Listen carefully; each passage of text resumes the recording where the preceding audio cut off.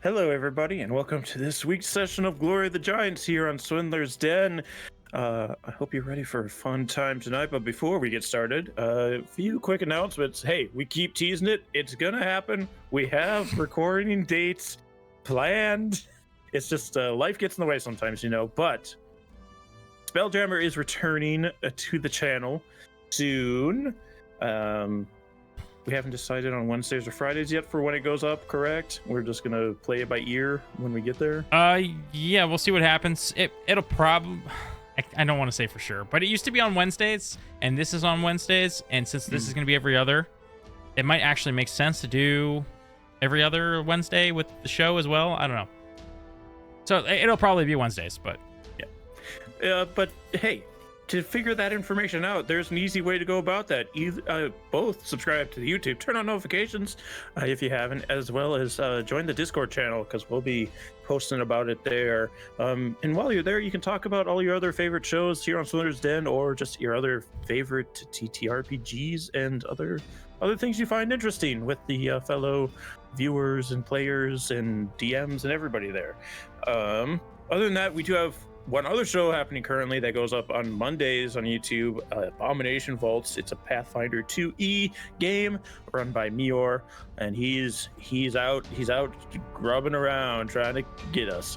So you should come and join us for that. It's a very fun dungeon crawl, and we're all a bunch of goons over there. So come join us for that. But other than that, I think we should introduce our players and other places you can find them. Plugs up top. That's how we run it here. We'll start with Grizlocke. hello, I'm Grizlocke. You can find me on YouTube and Twitch under that same name. I've been playing through Baldur's Gate 3. We're getting to the end game. We're like, we got to do like a couple things and then we're done. It's been a great time. Baka's my keeper. At least 3 you have to do, and then there's some other ones that are for fun. Yeah. So it's been a great time. Come swing on by and say hey. Anyways, I will be playing Kelborn Kerrigan, the Ranger Fighter, the most handsome of men, and King of the Flowers. Yeah. All right. I'll put that in my notes. I wasn't aware that we had titles going on here for most handsome men in Faerun. But speaking of the most handsome men, we've got Barely Caffeinated. Aw, well, hey, I'm Barely Caffeinated. You can find me at Crits and Coffee for all of your home project needs. Yeah, no, I'm kidding. But seriously, we are running the Shattered Obelisk over there, and releasing this Friday is a little backstory video on Baka's character, so check that out. And we also have Wildermyth Wednesdays coming up where, we're playing through Wildermyth. Tonight I am playing as Siegfried, the Aasimar cleric. Yeah, I got to play another baby version of my character, which is one of my favorite things to do. So go check that out for sure. Speaking of baby characters, versions of characters, we got Adam, DrPhage. Hello, I'm DrPhage or Adam. You can find me on Twitter at Little Growth. You can also find me on the Interdimensional Library on Gluttony and Earth, IDL_RPGS. Very fun podcast. We're doing lots of fun things over there. Definitely had light and breezy sessions last time we recorded. Everything was cool, but tonight I'm playing Benjamin Koalana Jr., the half-elf warlock. And speaking of light and breezy and easy, we got local legend himself, Kyle. Excuse me? Hey, it's me, Kyle. You can find me over at, I don't know, Wingstop. I love that place. But today I'll be playing. Don't listen to that first guy. Kevhorn's the most handsome, best of them all around. The half-elf fighter, I was about to say warlock, paladin. Yeah. It sounded like you were getting to you talking. Perfect. Speaking of our group, I guess, I don't know, last time they were in the Cloud Giant Kingdom of Stratica, where they were planning to break into the vault of the Cloud Giant Duke and Duchess, the highest ranking family of the Cloud Giants. When they were interrupted in their planning by Bleska, the eldest daughter of King Hirig, the Storm Giant, who they're trying to stop. She kind of let on that she knew what they were doing, but then also left them to their devices. So they very hesitantly made their way up to the Cloud Giant vault on the highest floor of this castle. When reaching the top floor, they encountered the beast that Huey had been keeping an eye on while up there, the three-headed Cloud Giant dog, Cirrus, Nimbus, and Cumulus, who was sleeping at the back of the hall. So with some quick thinking and some creativity, Siegfried turned one of Kevhorn's stones into a stone key for the entry doorway to the vault, but unfortunately wasn't able to do it quietly enough, disturbing the three-headed dog, who began to rouse. Kevhorn, leaping into action, flew over and jumped in front of the dog, trying to keep its attention with his trident, using it as a stick, but unfortunately wasn't able to distract Nimbus, the center head, which he noticed had the Cloud Giant totem around his collar. Unfortunately, Cirrus and Cumulus couldn't keep Nimbus from trying to nip at Kevhorn. Well, a nip from a giant dog, which dealt quite a bit of damage to Kevhorn, but not enough to take him out, but enough to scare the rest of the party into leaping into action as well. Trying to dispatch this dog, they were at a little bit of climbing, a little bit of tussling around.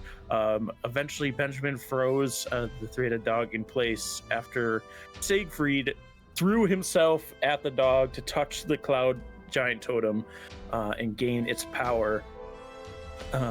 Then they had to get what they could from the vault and get out. Unfortunately, with how hasty they had to do this, it did activate the traps that were inside, filling the room with Cloud Kill.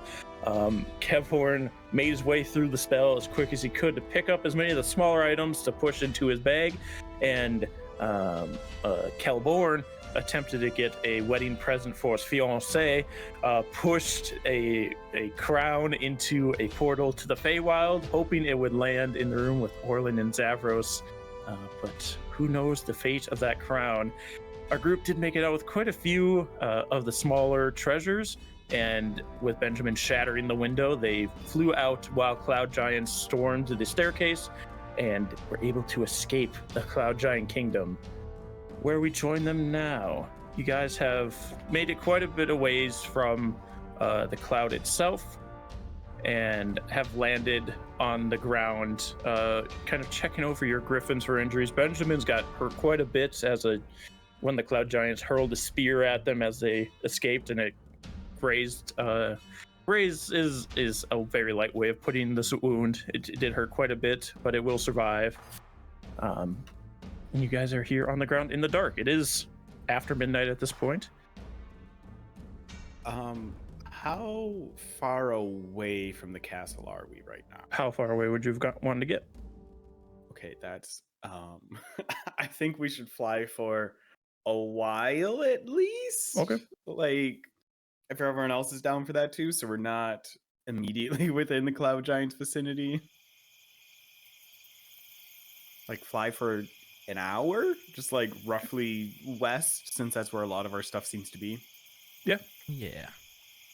Okay, then we can camp and rest up for the night. Yeah, you fly about an hour west, land amongst a clearing.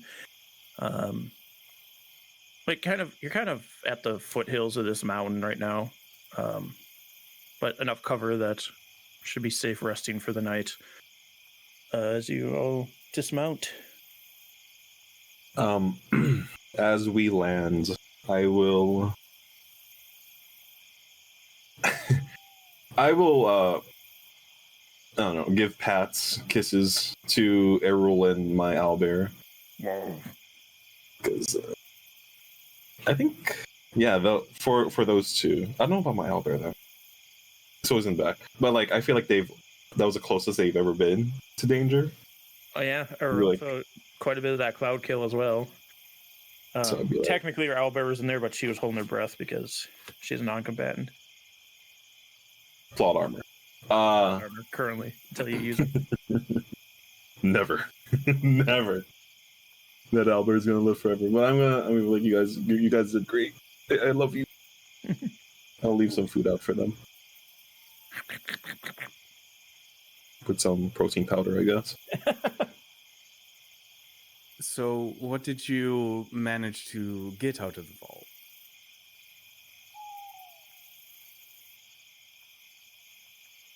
Okay, I did write it down. I was like, what did I get? Kyle, you're killing me. I will take it out of my bag.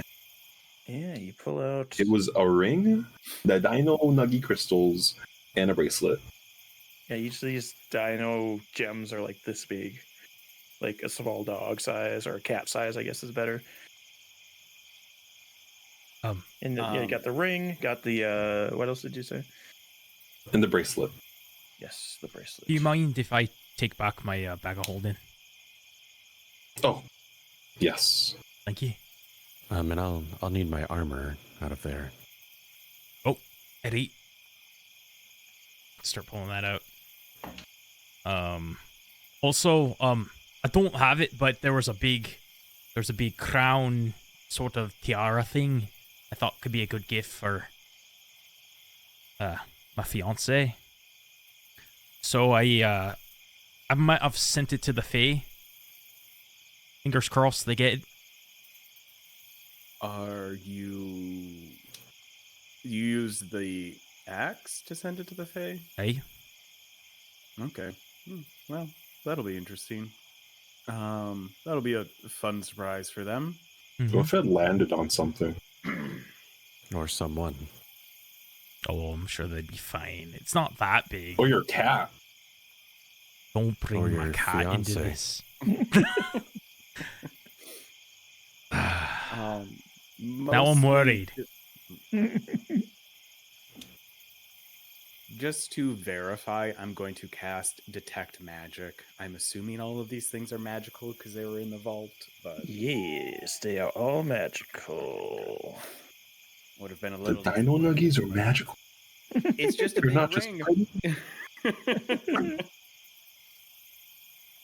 Is a big ring like a belt for one of us? It's more like a hula hoop. Hula hoop. Golden hula hoop I start hula hooping. with a it's hamite. Apparently, it's not gold. And you do see a rune on there. That's his friend, a giant rune.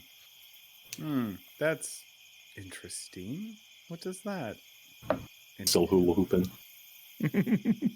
Do any of the other items have runes on them? Let's find out.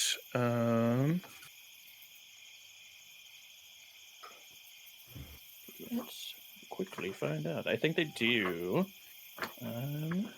Oh, hematite is like a black stone. There you go. Wait, I want to see hematite. The bracelet does not. The bracelet with like rings attached on golden chains does not have a rune. And then you had the dinos. I don't think they have runes on them either. No, they do not. And that's all you had, right? Yes. With the ring and the dinos, yeah. No other runes. Okay. Again, Well- not that any of us are good at this. Can I start looking over the items to try and get an idea of what they do? Yeah, do an Arcana check.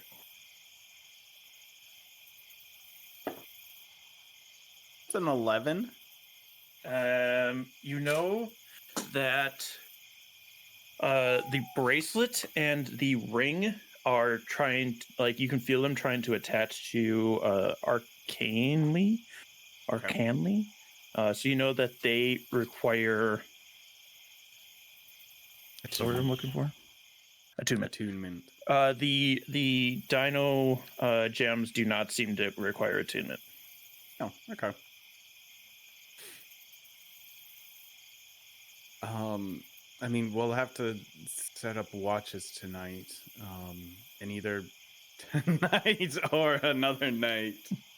The bracelet and ring will require attunement.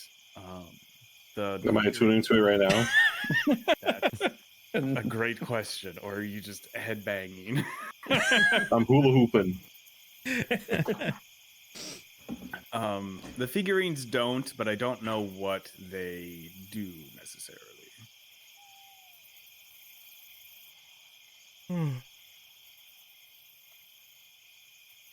I mean, the ring's already on me. I'm gonna try to tune to the ring. I would also just be careful because items will change size when you attune to them to be appropriate for your physiology. Oh. I stopped hula hooping. I mean, you have like 59 minutes of hula hooping ahead of you still. Just like be aware of that as it gets close to the end of it.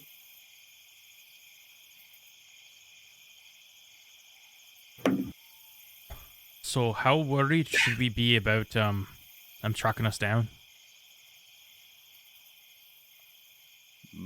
Where? Moderately? From their view, we're ants right now. It's gonna be hard to find us. Ants who? Especially as long as we don't light a camp or a campfire, we should be fine. I suppose.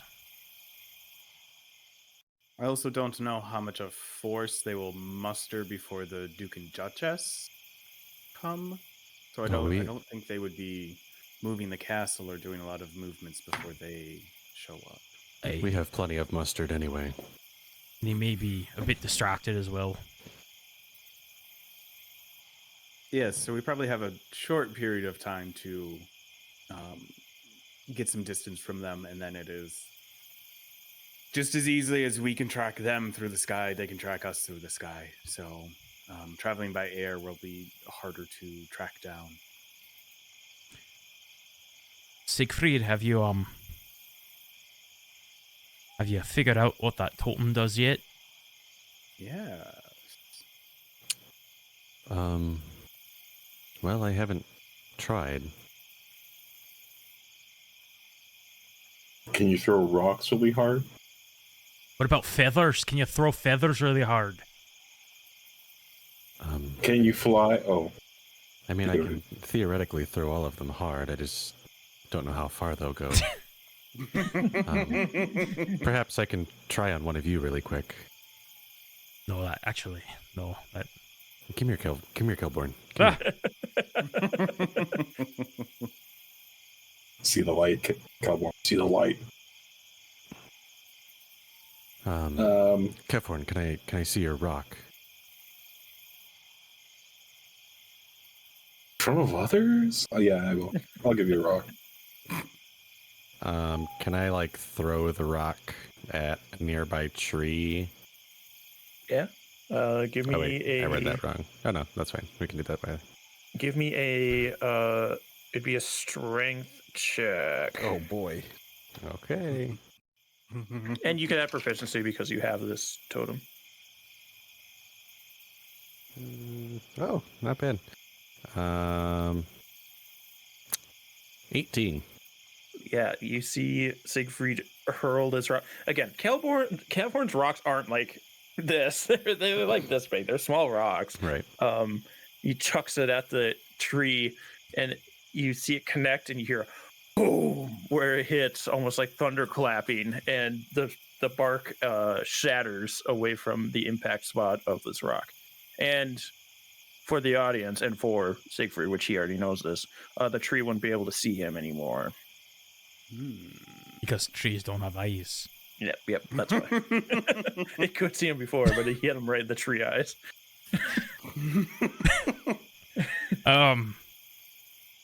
Okay, that sounds really cool, but we should stop doing that because it made a lot of noise. Yes. Well, you did ask. Is that what it did? That's what it does? Well, I think I can do one more thing. Is it loud? I don't think so. I've never used it before. I don't know. He It's just loud. The whole concert pops up. rips the loudest Um, fart. The cloud throughout the ears. One of you, punch me lightly, please. Oh, Oh, can't be us two. Roll to hit. Well, he's letting you hit. Just roll damage, or you don't roll damage on unarmed strike. What's your strength modifier?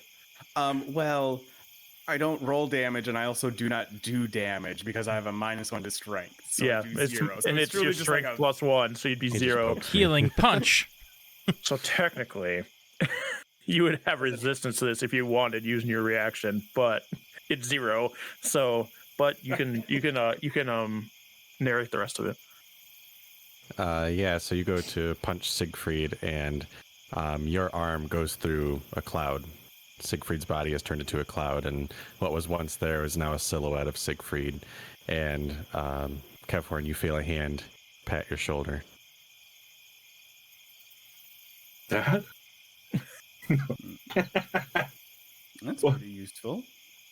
Wait, so you like I think you I've like seen this shifted in anime once. you like shifted positions? Yes. Benjamin punched me, and now I popped up behind Kevhorn. How many times can you do? That's like a free phase step. So if I punch you again, you do it again? Or if I punch you right now, would you do it again? Theoretically, yes. Or I might punch back, I'm not sure. I'll trade you my not totem for your totem. Mechanically for the audience, every time that Siegfried gets hit by an attack roll, he can use his reaction to impose resistance to that attack's damage, and then he can teleport 30 feet away. And you can use that equal to your proficiency bonus each day. So it takes a reaction, but it is essentially a Misty Step plus Blade Ward, but better, kind of, because it's any kind of damage. Dang. But it's just for that attack. He's slippery now. Well, We should is that- go. he's gaseous now. Is that just when taking damage, or do you have to be hit by an attack? When a creature you can see hits you with an attack roll. Okay. Yeah, that's still very useful, but So now all of my creatures are invisible. So now we should go piss off the hill giants so that I can go get their totem. I mean, We don't need to piss them off. but we also don't have to not piss them off. I mean, we are quite a bit stronger than we were last time when we saw the hill giants. Do we think So- Neverwinter would be willing to launch a counterattack? Perhaps the chaos could also help us to get into the back lines, where I'm assuming the totem is. Hey, who's the leader of Neverwinter these days? Is that that old Dagult Neverember? I don't know. You know the spoke Lord Protector? Yeah, I mean, it's the Lord Protector. I don't know his So name. that was his title, Lord Protector. So it probably Dagult. From what I know of him, I mean, he doesn't seem the type to. I don't know. I mean, I guess if his city's being maybe.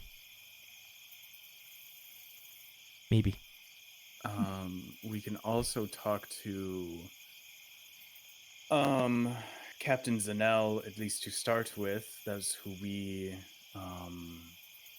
had business with before we went to Phandelver. It also would probably be good just to check in on the city since we left. It has been a good period of time. Make sure the arms and armaments from that city that I can't remember the name of right now made it there. Udengold? Udengald, yes. Kevhorn, you remember leaving your parents without a word and sending them an offhand letter when you were in some other town? I can't remember what town it was because it was a few towns later. It was the town where the laughing tree thing was. Okay, that's what I thought it was, yeah. That was both a while after we left and a while from now. I mean, I did. That would have been Secomber. I don't know if this is just like I made up in my head. I'm pretty sure I did send another letter down the line. I think. I don't remember, but maybe. I don't remember. Maybe I'm lying. I should do that as well. Next time we're in town, I should send a letter. Yes. Someone they're remind me. helpful. Should My probably first letter, I'm having so much fun with this group. Next letter, gods are trying to kill me. no. Let's leave that one out. I was thinking of sending a letter to my mother to let her know that I'm engaged. Indeed. If you want, we could go visit your mother. Oh no, I don't know about that. That's a Ford trick. We do have It's a worth a trip. A worthwhile trip. Health as well. She gets real excited when I have friends over. You know, it gets a bit awkward. I think that's even more of a reason to go visit your mother.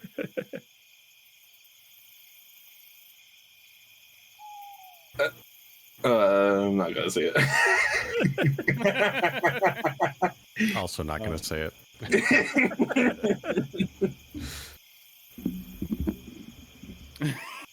I still don't get it. It's quietly setting up camp. Don't Try get not it. to talk about Benjamin and Calvorn's mother. Do we want to make our way to Neverwinter after this, then, to at least assess what the situation is? We should Check on him. We could talk to the goblins, too. They may be able to help. They like us. I forgot about them. They might make us pay for the horse and cart. Goblins? No. If we go back to Never, Honestly, at this point, if they're going to charge us for the horse and cart, that they're really scraping the bottom of the barrel of problems. This was before I joined.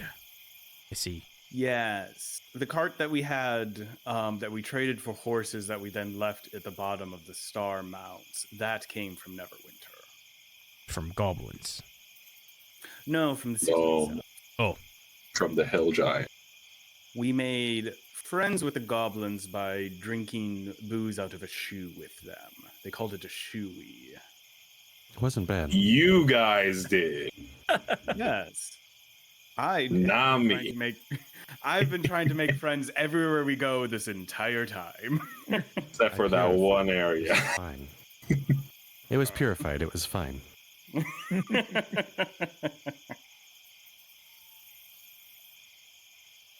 Great. I don't know if you're lying to yourself, if you truly believe that. I think he actually did cast Purify Food and Drink before we... Actually, okay, never mind. Yeah. At least on his, because I think that then just turned it into water. Well, I think it's a 10-foot radius or so. I could be Oh, wrong. okay. I mean, it's still out of a shoe. It's A purified Purifies shoe. the food and drink, not the shoe.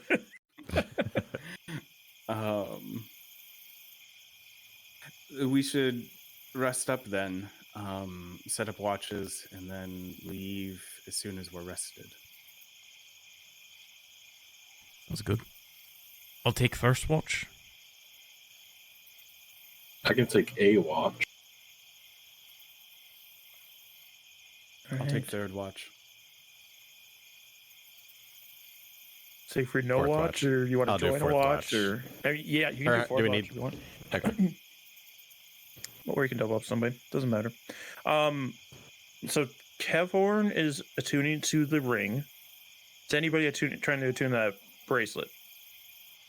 I will if no one else wants to. Okay, we'll cover that during watches. Kelborn has first watch. Give me perception, please.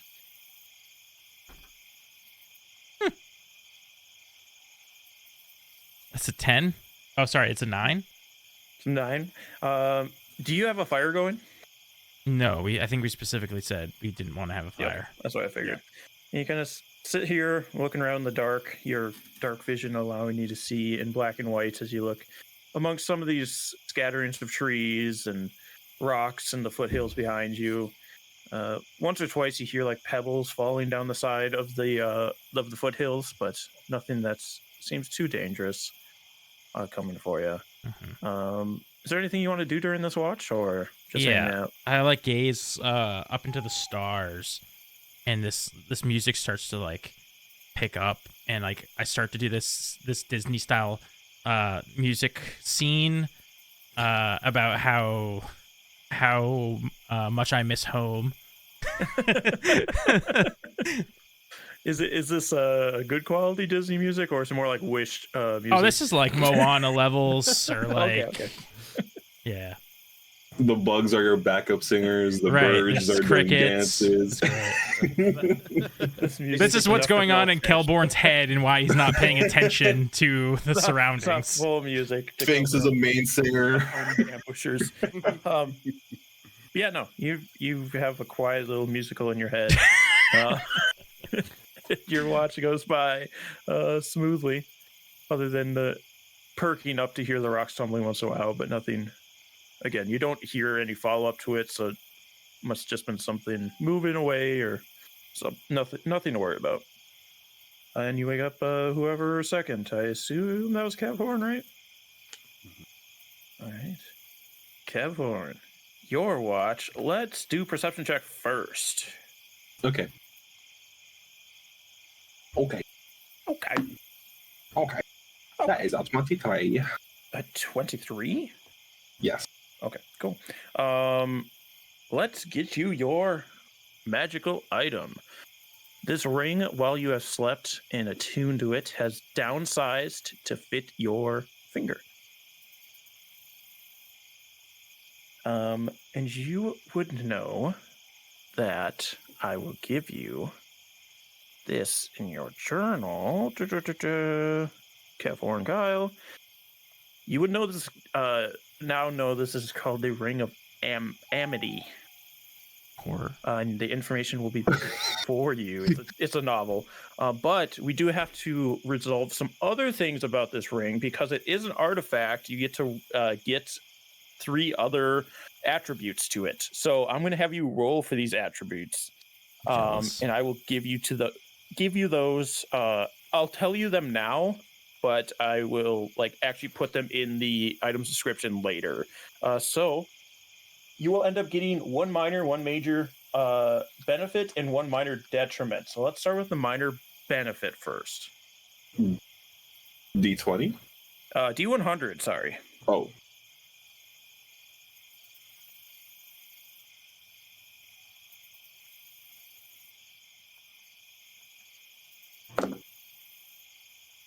Uh, 45. 45. While attuned to this artifact, you have resistance against 1 damage type of my choice. I will pick that choice at a point of my choosing. Probably after the session. Roll me another D100 for your major beneficial property.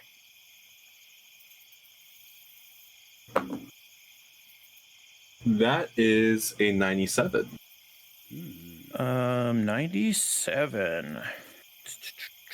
While attuned to this artifact, you can't be blinded, deafened, petrified, or stunned.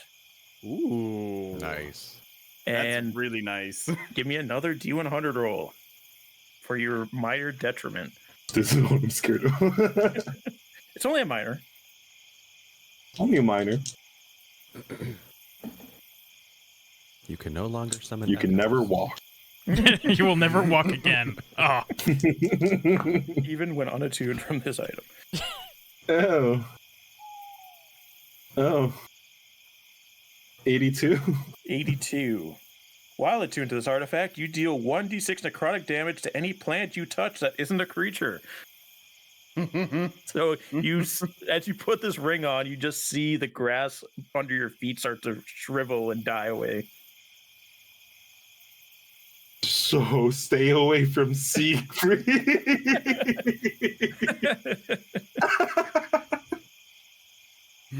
His bonsai is in a little orb, so it's harder to touch. Okay. There's a cleansing stone. It's fine. A $5 bargain bin cleansing. That's right. You got the fake one. Hold on. Ring damage Amity. resist DM's choice.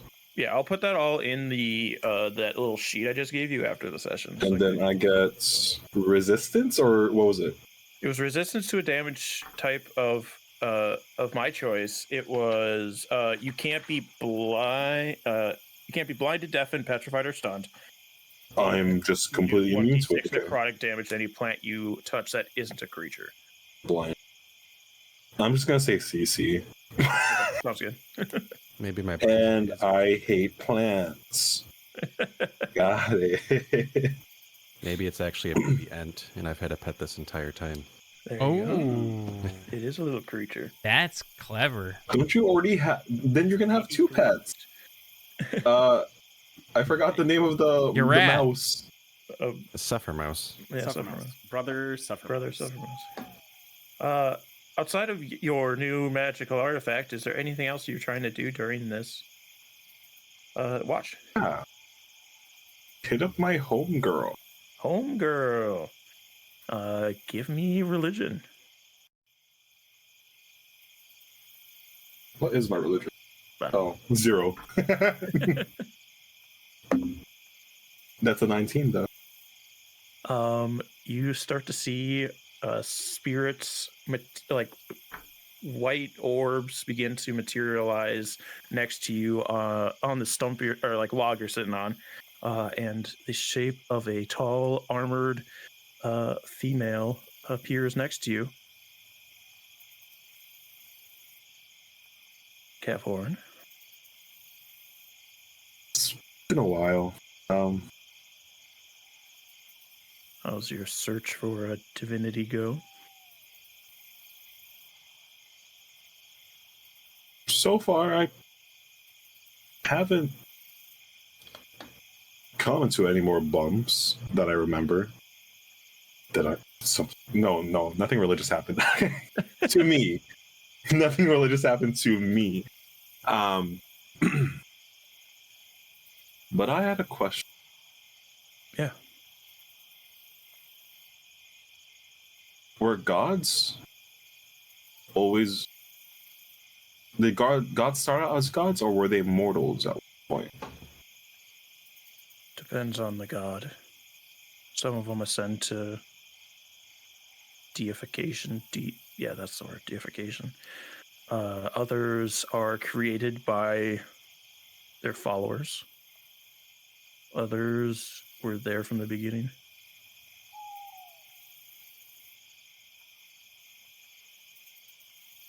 Are you technically a god? No. I'm just I guess a celestial at this point.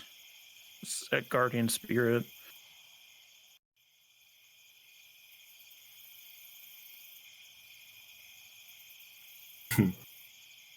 Asking for a friend, Are you that friend? maybe.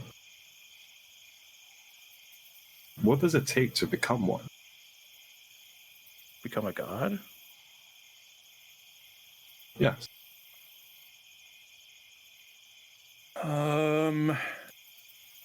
I don't know that there's a set answer, like a guidebook to do it. I didn't expect such a clear-cut answer. Yeah. This is the more morbid way of doing it, but killing a god and absorbing its power is one way of doing it. Doing great feats to the point of where a large group of people raise you to a platform that gives you godlike powers is another way, but harder. It takes a very long time. Why? Are you trying to ascend to godhood?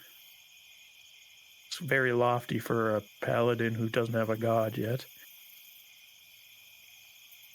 No. Maybe? I don't know.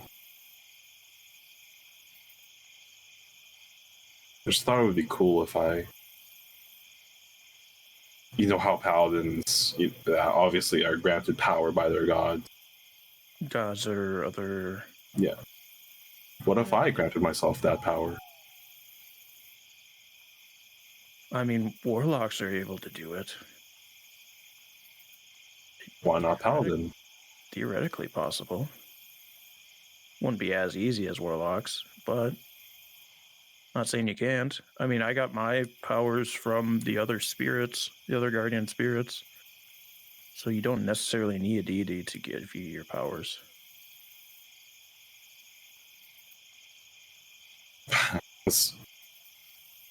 I was thinking of being a trident of Valkyr, but we've been away from the sea for so long. Well, It's hard when you worship a sea stuck deity. and I don't know if I want to see the sea anytime soon. That's fair.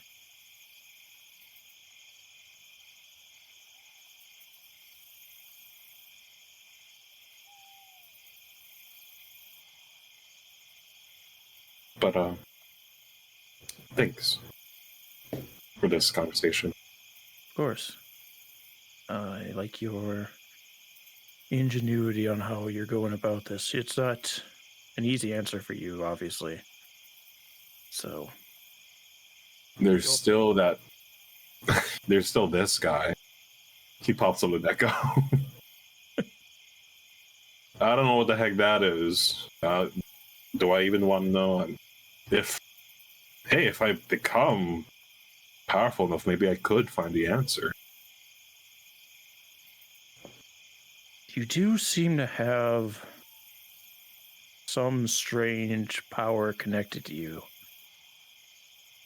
And then there's a thing with Sieg and otherworldly gods. What's going on with that? That is strange. I don't know that I have the answers for you, but hopefully I was able to help in some way. She puts her hand on you, her spectral hand. You do feel like a little glow of warmth on your shoulder. Effectively, Kevhorn, you can add. I will add this actually, but you have the ability to use the traits of the Shield Master feat now from your shield. I can block all incoming damage? Vulnerability? Whoa! That's crazy! You do see on your gauntlet as the shield kind of parts of the shield kind of flex out and go back in as they're readjusting. I mean, if a paladin were to able to grant themselves powers, whatever's going on here with you might be the route to do so.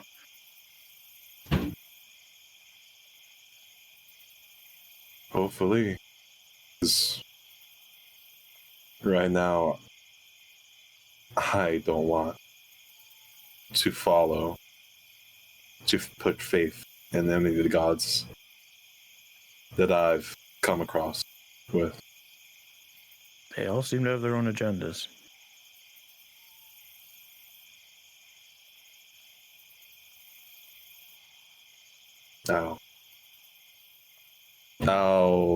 What is that word?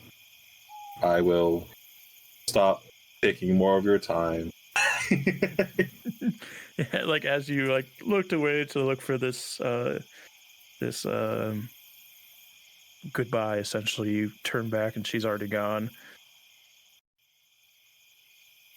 I will cuddle up with my owlbear and I guess Erul, if Erul allows me.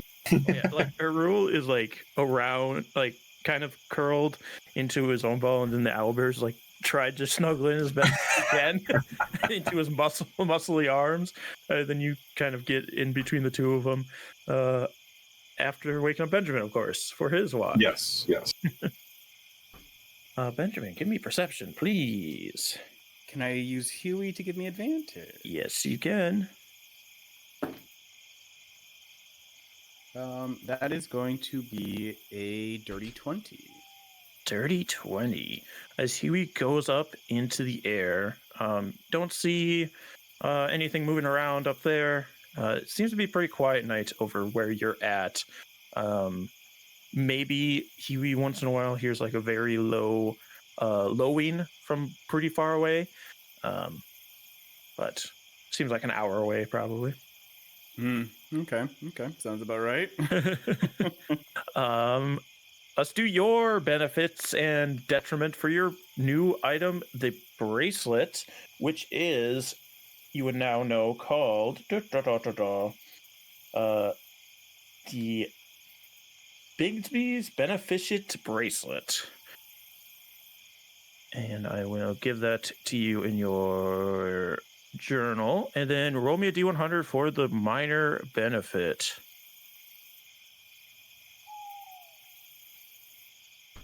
74. 74. Let's start with benefits, not detriments, please. Hold on. Okay, I need to figure out what the heck that means. You instantly die. Because I think this is supposed to be a benefit. stronger That's than the benefit. that. Why is this a benefit? That doesn't make any sense. Roll again. Okay. 33? 33. When attuned to this artifact, you can't be charmed or frightened. Oh. Yeah, the first one says 61 to 70 above. Oh, sorry. It would have been... Okay. I see what it means now. Let's you just wanna keep do the that next one. Okay.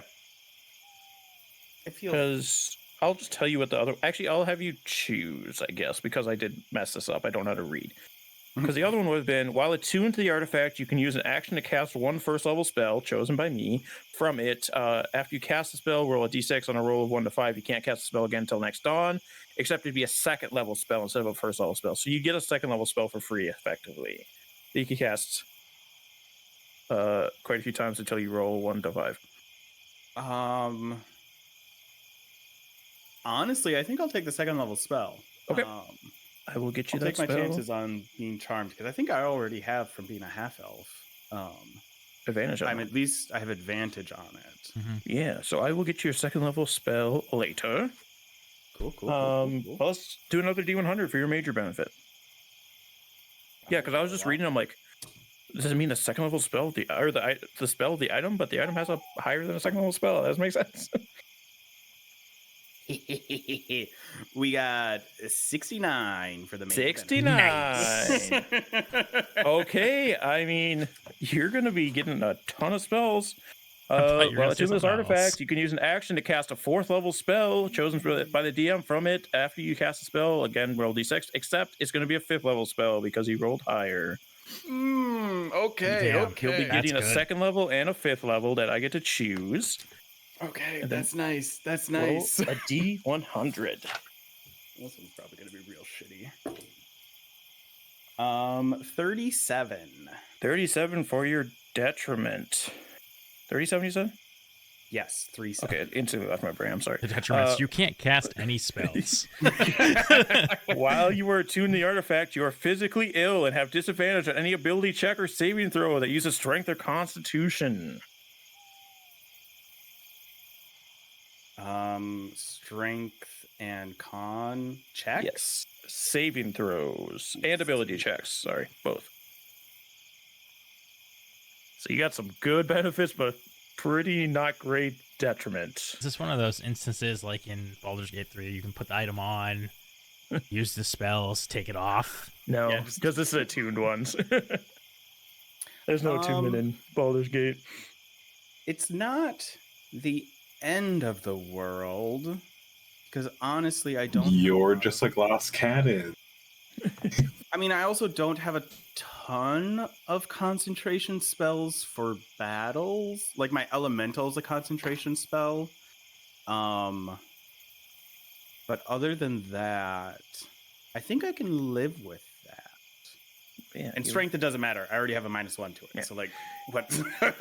So you put on this very fancy. It's like a thick gold bracelet with diamonds and gems all over Dang. it.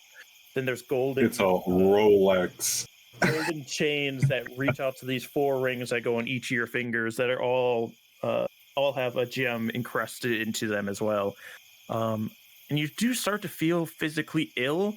So you just will have that constant feeling of being physically ill, but you do know that you have a bunch of new spells, including the spells that the item already has itself. So Yes, which, to clue the audience in, because it's fun, once per day I get to cast Bigby's Hand as a 9th level spell. In addition to like some other, I also get Mage Hand, but like that's the major thing about it, is a once per day Bigby's Hand. Yeah. I read what the ring does, and I have a choice. I have a choice on either the optimal one or to pay back. It wasn't a favor, just to pay them back. Is there anything you want to do on your watch, Benjamin? I don't think so. I think Benjamin is nothing mechanically is happening, but it is really considering all of the conversations the crew has had about potentially finding a different patron for myself, and what that might entail and how that might look, and kind of the nature of my relationship with Miriandra, of just like turning that all over in my head and how I'm feeling about everything. All right. Otherwise, I'm just sitting there with some tummy grumbles now. Just always got a little bit of a gurgle in my belly. All right. Then we can get to Siegfried's watch. Siegfried, give me a perception check, please. Boy. 10.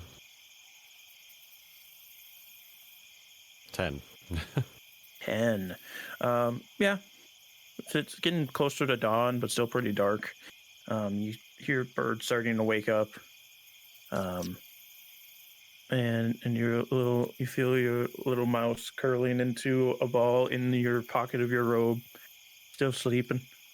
Is there anything specifically you wanted to do on your watch? If I can retcon a little bit, Okay. before Benjamin had went to sleep.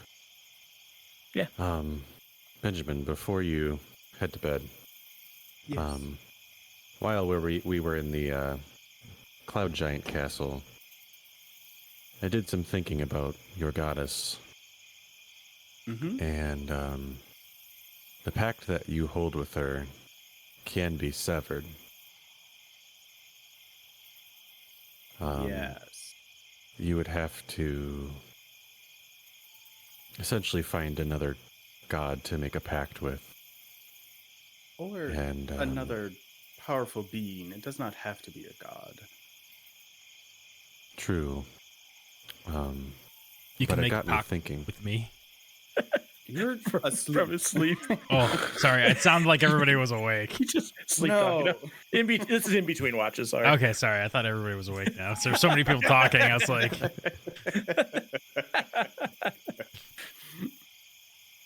But it got me thinking about how some ascend to deityhood, and that is having enough worshippers. And my mother, if that's what you'll call her, could be brought to this realm. With enough believers, that is, but I'm not sure I know enough about her. Do you know what her what domains she oversees? I have no idea, unfortunately. I mean, I am and can be quite the proselytizer when I need to be. So if you need assistance bringing your mother into power here, I could probably assist with that. Well, I admittedly worry about it a little bit. Being a cleric of Ilmater,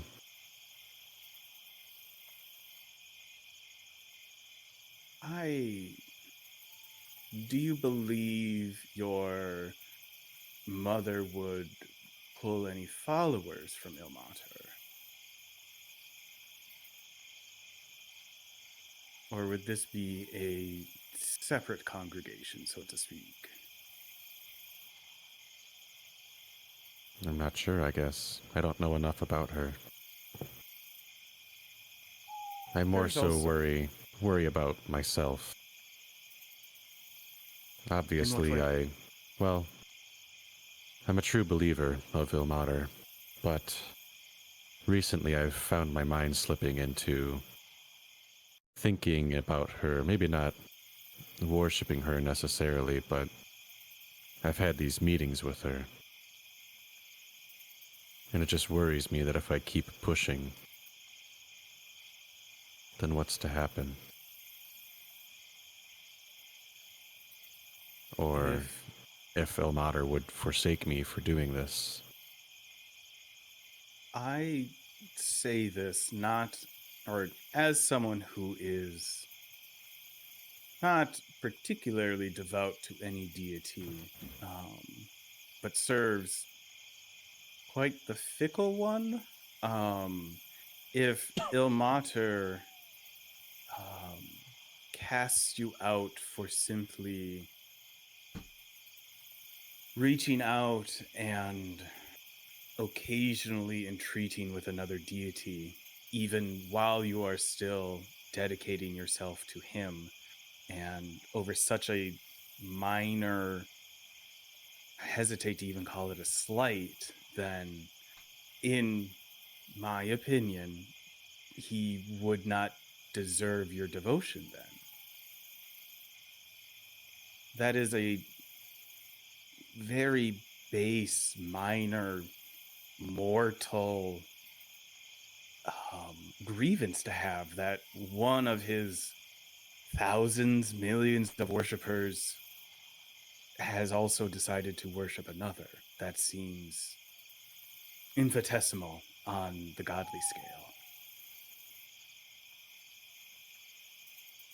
Perhaps. I guess it's hard to know what they truly feel, though. As I've always been taught, we should give our full attention to one.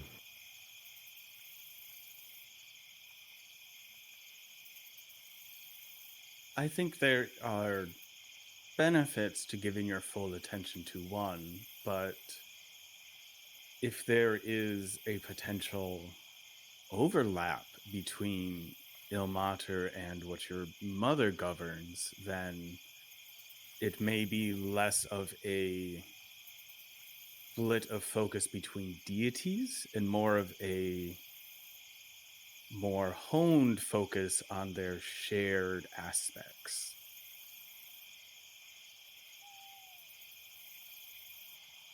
That makes sense. Well, I was also thinking that if you wanted a mediator in this situation, just know that I'm here for you if you wanted to try to sever that pact. Yes, I'm debating some options with that. And also, if you, in any way that I can, need assistance with contacting your mother in any way, let me know how I could assist with that. I know how helpful it can be to speak with the one from who you draw power, or even Ilmater if we want to try to talk to him.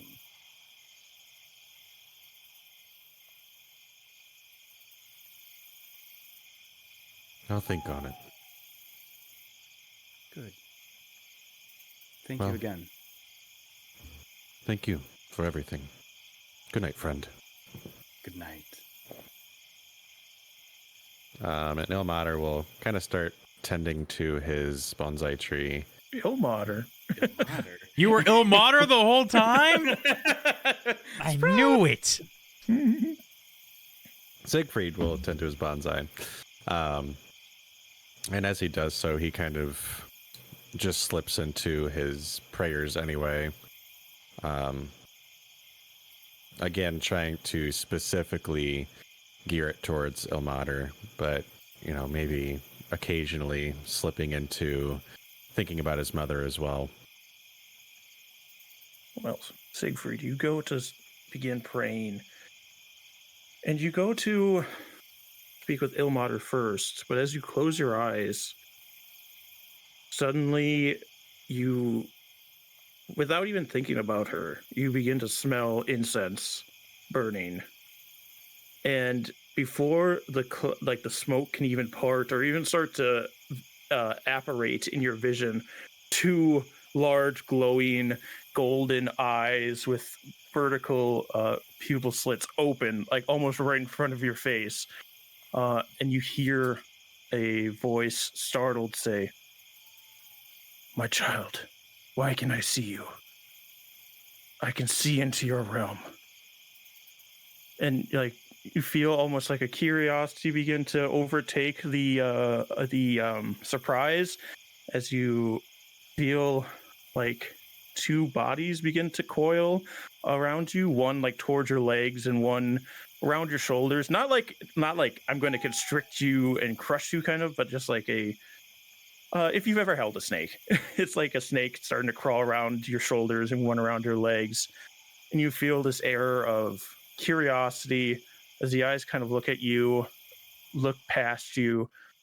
And then you begin to hear a very like reverberating, you hear multiple reverberating roars.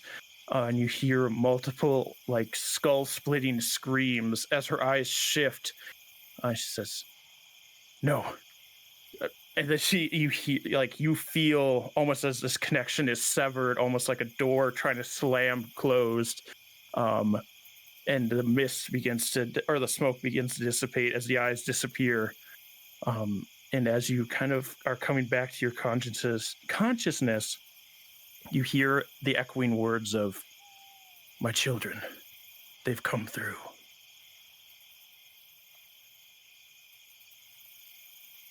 I imagine you are back in yourself. Yeah, I imagine Siegfried is kind of sitting there, just baffled. He thinks about waking up his allies, but stops. And he wants to try to focus back around to Ilmater one more time, especially after seeing this. Do religion.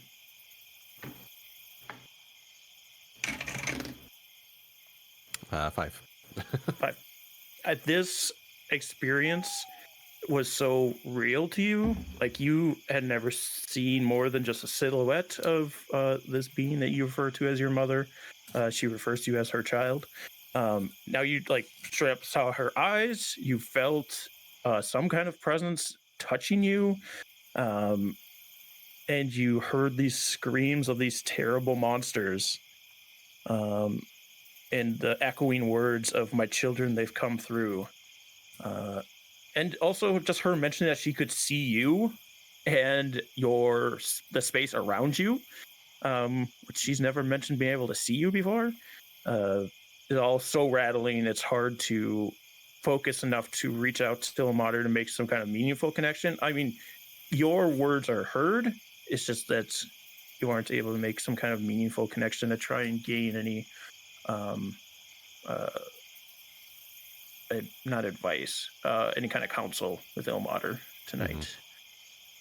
Siegfried is, panicking.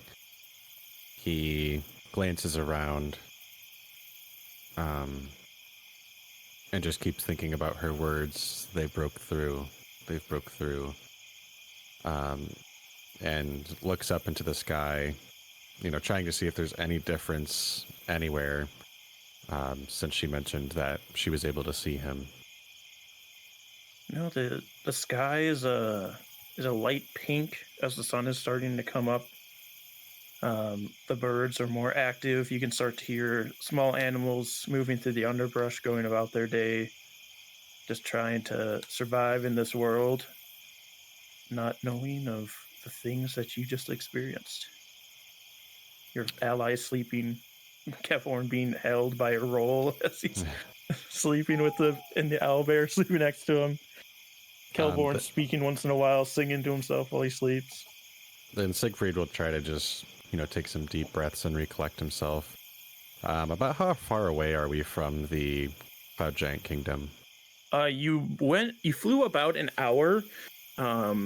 So, and I'm saying you're about in this space of the foothills. So, even at where you are sitting, you can't see the cloud that you guys came from. Yeah, you're pretty far away from them. Okay. I need to focus. Get back to my watch. I'll let them know when they wake up. Yeah, you kind of sit through your watch, recollecting yourself the best to your ability, as your allies begin to stir and wake up.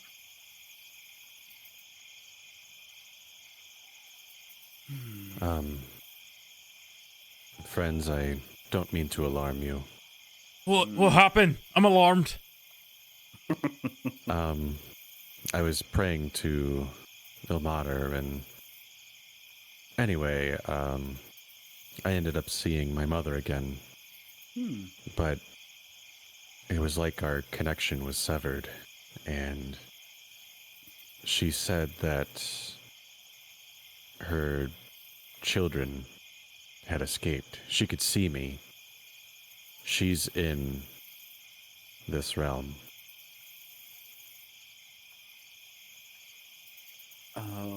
Did she say that her children escaped in a good or bad way?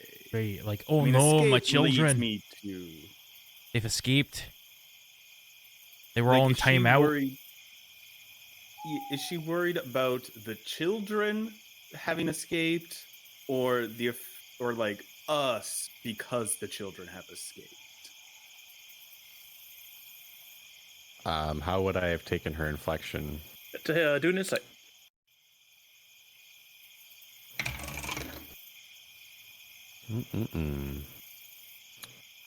That will be, 27. 27. Ooh. It was delivered in a matter-of-fact way of this is happening, this has happened, but in a way that seemed bad for you, not the children, even though you are one of the children. Like me specifically? Not you specifically. You just think that they weren't supposed to escape, whatever that means, which you can infer what you think that means.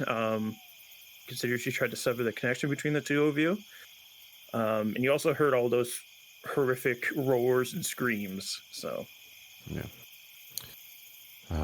Well, I don't think it was a good thing, and we may be in trouble.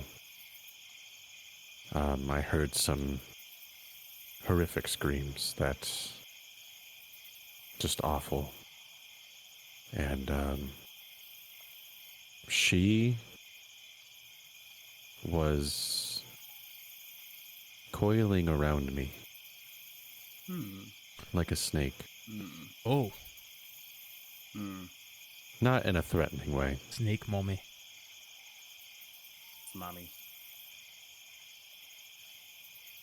We should be on guard more than we are already.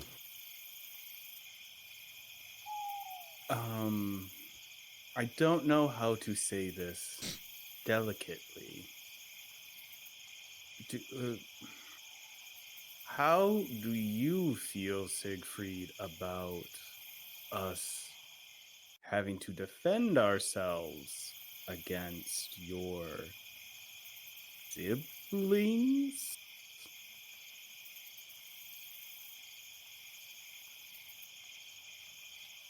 Well, if they're coming to attack us, then they've made their choice. Okay. So why would they want to attack you? I'm not sure. Steal their favorite toy as a kid, or I didn't even know. Were you the existed. favorite? I Were mean, you the golden child?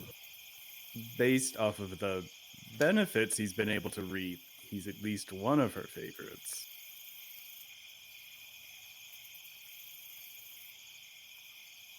I I'm an wonder. only child, can't relate.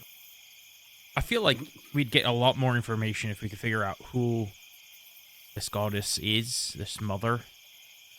Like, there's got to be somewhere we can go that's got endless knowledge of these sorts of things. Well, perhaps, does Neverwinter have a library? I mean, Yeah. I'm assuming, yeah. You don't know how extensive it is on multiversal gods, but you never know. Can I roll to see if there's any such place in existence that I know about somehow? Maybe there's one in the roll a Fae. I don't know. history check. Roll a history check. I know we were just there, but could I roll one to see, like, in Luskin? Because there's a lot more, like, wizards there. Yeah, you can roll history as well. I rolled a nat 20. Of course, I rolled on something stupid. -1, so I got a 19. How dare you call me stupid? It's not sorry, not that. It's just like if I roll a 20 on any other check, I freaking behead things. Yeah, I get it. I only got a 13 on my history. 13. Kelborn, as you're trying to think about books in the Fae that might be helpful, all of you in your head here. Hello. Can you all hear me? Hello. Any Wrong number. wrong number. I'm sorry. The spell must have been. Do a we little bit recognize this confused. voice? Master Orlin, I think the spell isn't working quite right. Oh, it's skinny arms. Guys, it's skinny arms. Correct number. Correct. Good No. arms, yeah. No, yeah. it doesn't sound like Zavros. Oh, no, it's not skinny arms. Never mind. Oh, who is this? Oh, hello. I am a Professor Orb known as Professor Scant. Oh my god! That's Professor Skin! I was used by acquaintance of yours, Master Orlin, to amplify the sending spell to be able to send it to multiple people across realms, back in time, effectively, is from what I understand.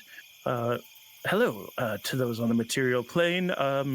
Also, we can do more than 25 words and kind of talk to each other, so that's quite useful. Okay, first question then.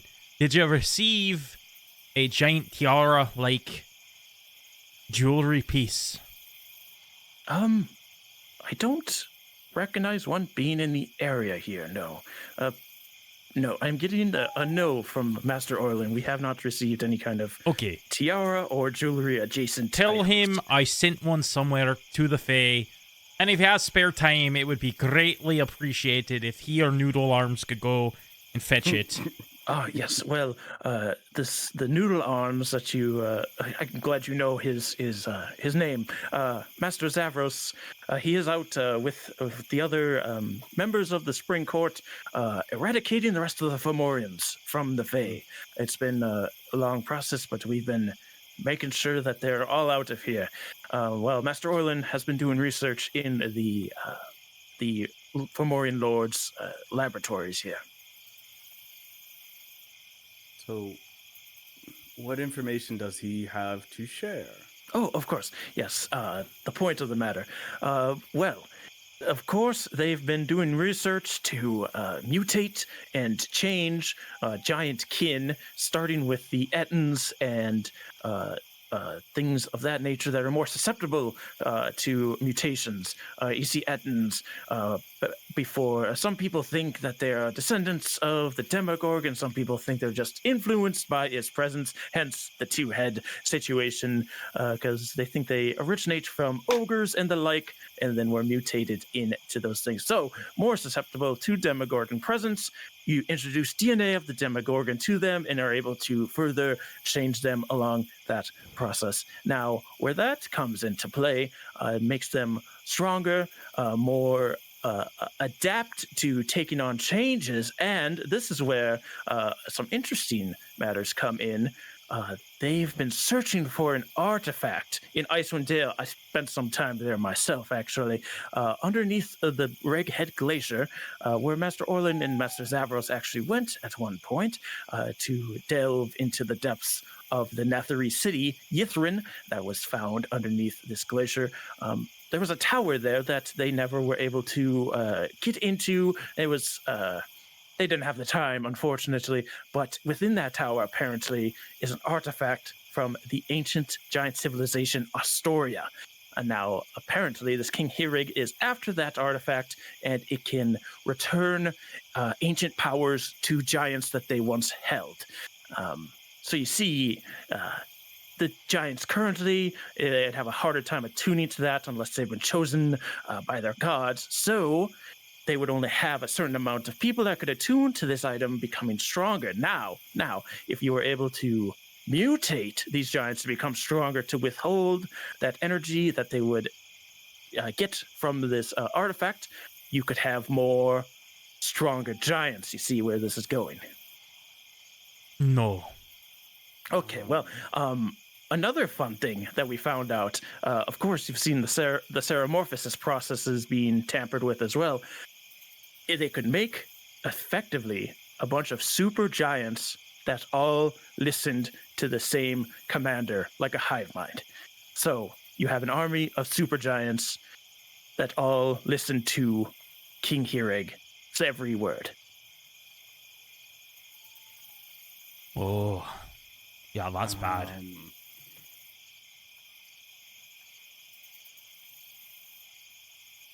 So,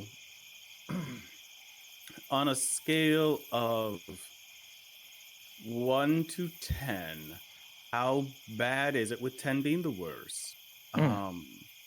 How bad would it be if King Hreg has already found that artifact? Well, pretty bad. I would put it, I'm going to say an 8 or a 10 probably, because the full, from what we gather from these notes, I don't know how much things have changed since the time of you stopping the researches here. They seem pretty far along, though there's a few things left to be done. It hasn't fully made the transfer into giants, like the giants that you are aware of. It's mostly been tested on Fomorians and Ettins and ogres so far, and they aren't able to get to Scion levels as the other giants would be able to. Does it have to be a giant? Not necessarily, no. As long as they have giant characteristics, I guess is the best way to put it.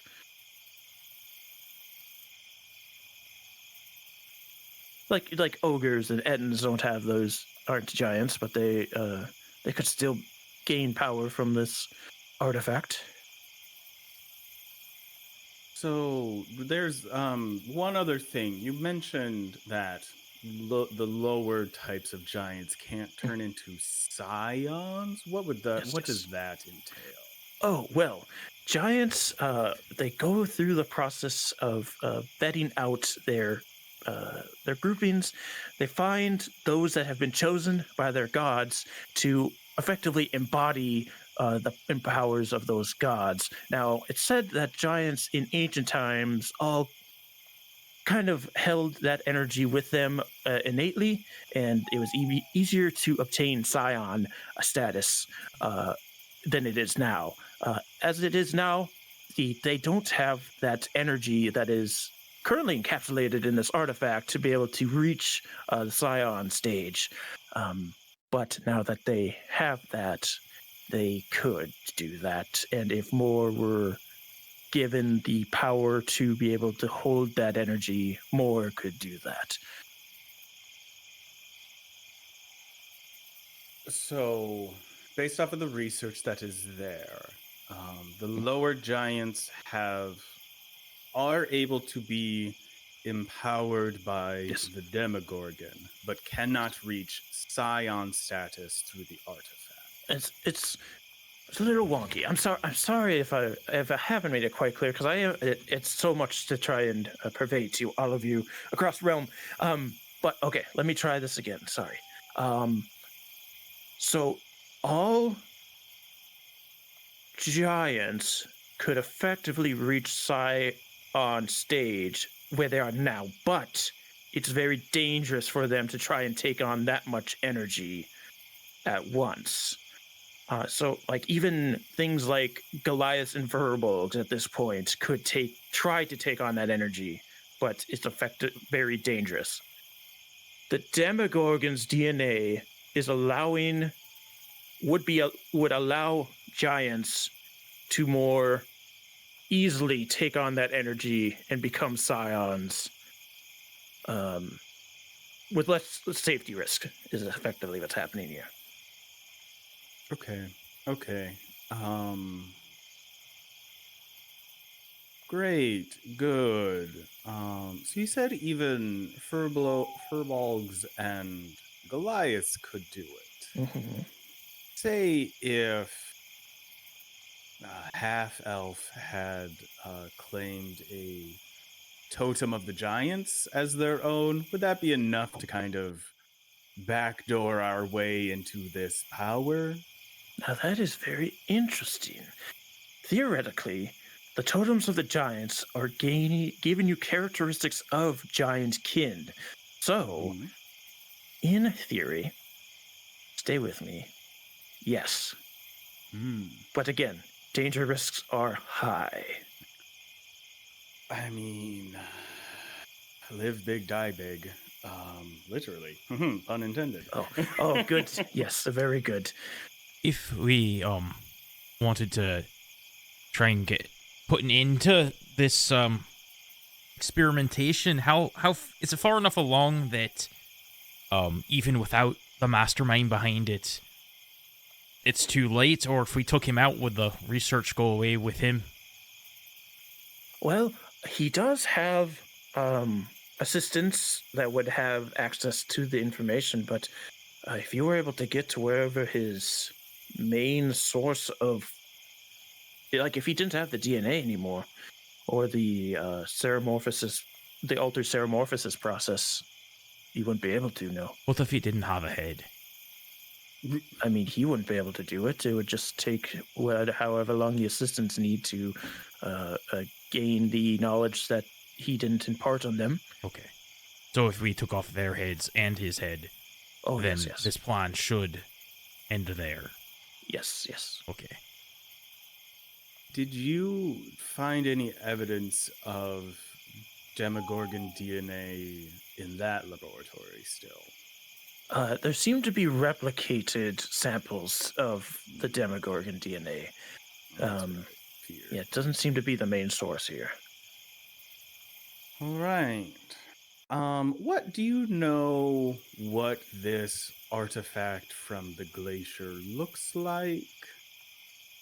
No, we don't have any data on what it is necessarily, just that it is there. There's no name to it? No. Okay. But it came from the civilized Astoria. Do you know of a place that we could go that has endless amounts of knowledge about gods and ancient civilizations? Well, not endless, but I've got quite a bit. Oh. I've been through a few very powerful wizards, so I have quite a bit of knowledge. You clearly don't know, though. We just asked you and you said no, so... I mean, not clearly. Okay, what's the name of this artifact and what's it look like? Oh, well, that artifact, no. Okay, see, so is there anywhere we Well, you can were get asking that about gods and other things. I thought you I were talking said- about something else. gods and that stuff? Asterion. Oh, well, sorry. I didn't know you were speaking about Astoria, Astoria. particularly. Yeah, I don't know what artifact it could be from there. Okay, second, have you ever heard of a snake mommy goddess from another world? A snake mommy goddess from another world. Help me out here, Sig. Mom, the mother portion may not be part of her main domain. I mean, there are many snake deities. I'm sure I don't know why I tried to make that word fancier. Siegfried can fill you in here. She's not of this realm. I always smell incense when I can connect to her, and apparently she created me and many Created. others. And others. Incense. Very low information. I have to run through my knowledge banks to see what I can compile a list and send it to you. That'd be wonderful. Thank you. All right, I You will know send what? that to you at my earliest convenience. I once again pull up the baby's first ABCs of gods or whatever, and I start going through it again. It's got to be in here somewhere. I'll send you a list of snake deities if you really want it. Any other questions before I sever the connection?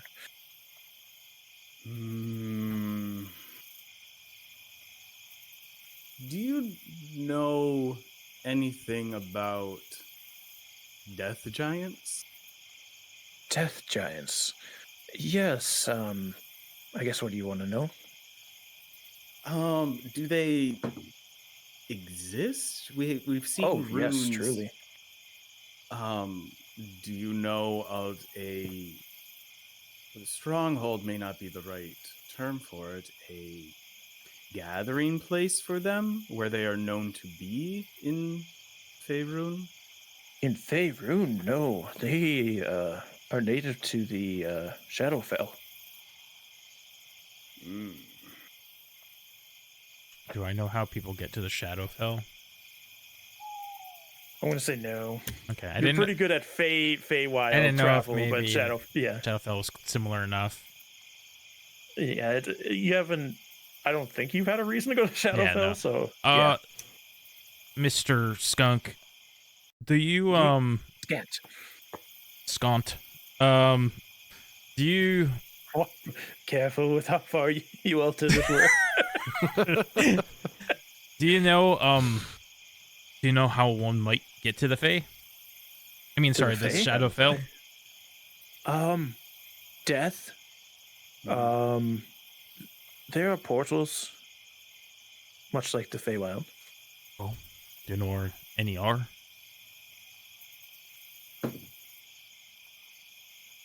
No. Do you know of a place where there's endless information about gods, Astrio, and these death giants? Yes, if you become the DM of this campaign, you'll have all the information to everything. All right. Well, that seems relatively a minor task. I'm sure we can get that taken care of. We Alright. sometimes get switched, so Oh. when that happens.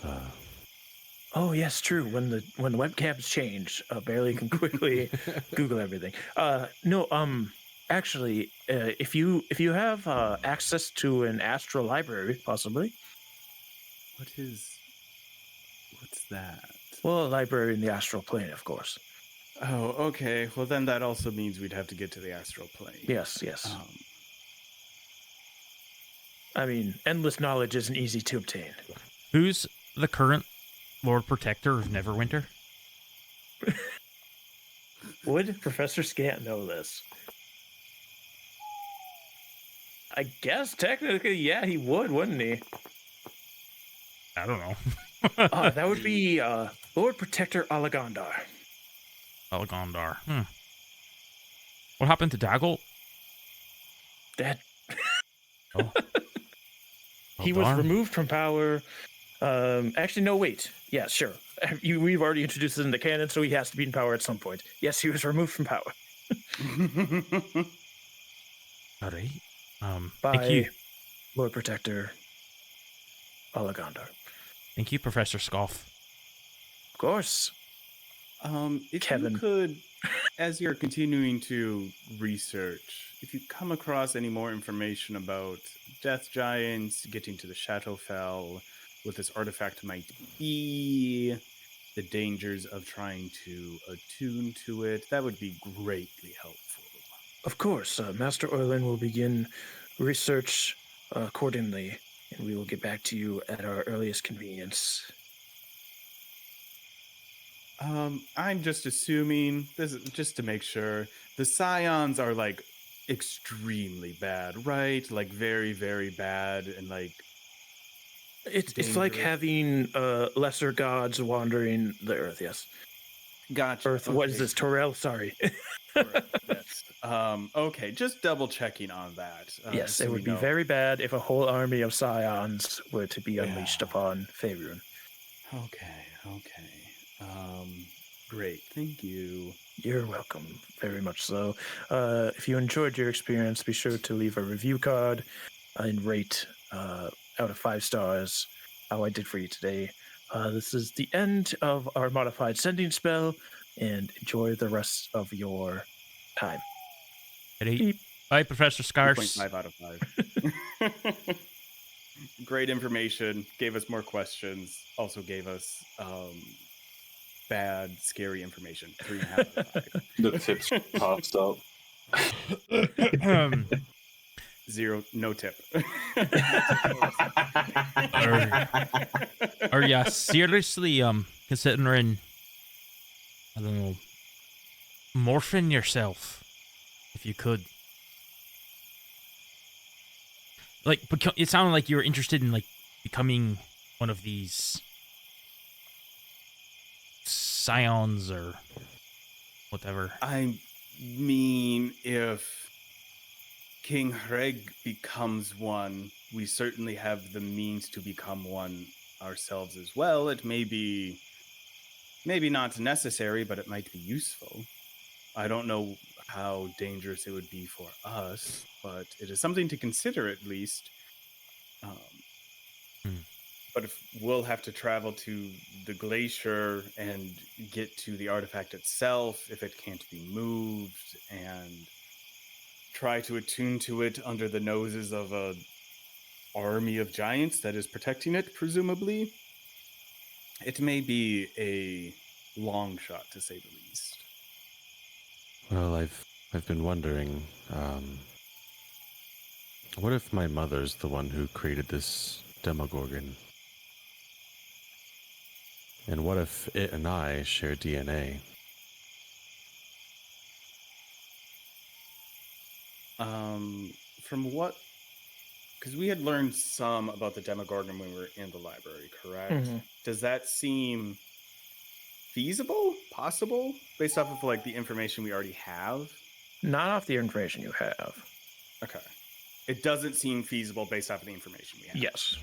Okay. It doesn't mean it isn't, but what the information you have, it doesn't seem possible. It's possible, but unlikely. I Yep, thought that's more- the Demogorgon was a creature of this universe, I believe is the term to use there. Yeah. Well, I guess I don't really know what a Demogorgon is, so... It's an extremely powerful demon lord. So, Can you draw it for me? I Here's my notebook. give me quite literally 1 minute, and I'm going to use the feature of Bigby's beneficial bracelet and a large statue of like translucent like glass or stone. I envision it kind of looks like sea glass, so like blue and translucent but kind of frosty on the outside of it. Of the Demogorgon, the large two-headed demon with like weird tentacle arms and everything like that. Primate. We don't have to worry about it. That'll disappear in by the end of the day, in a few hours. It is truly horrific. It's not great. What do they sound like? I don't know.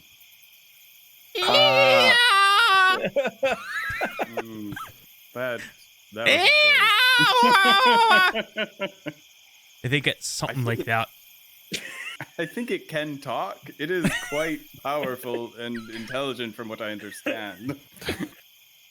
Well, I hope it doesn't Not sound just like like that. a big powerful dog or something, or chicken based off of the noises you were making. Well, that's like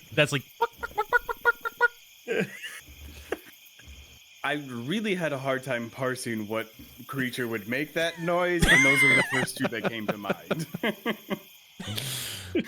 that's because you never heard a Demigorgon before. Obviously not.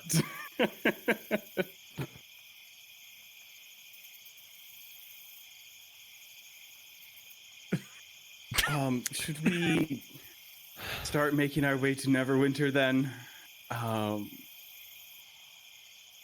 What did you find out about your ring, Kevhorn? Did you find out about your bracelet? Yes, so I can do that. I can do that a couple times a day. I'll like summon the mage hand. I can do this whenever I want. So we have another little friend to touch and poke at things for us. I'm still figuring out some of the abilities it has granted me. I have some additional magic, and then I can cast one very powerful spell a day to make a large fist that I can punch or grab things with. Great. Also, my tummy's been really rumbly since I started that, so I'm hoping I just like had some bad rations last night. Oh, maybe. So are we still planning on going to Neverwinter, or should we refocus our efforts on killing the Fomorian scientists? We don't know where the Fomorian scientists are.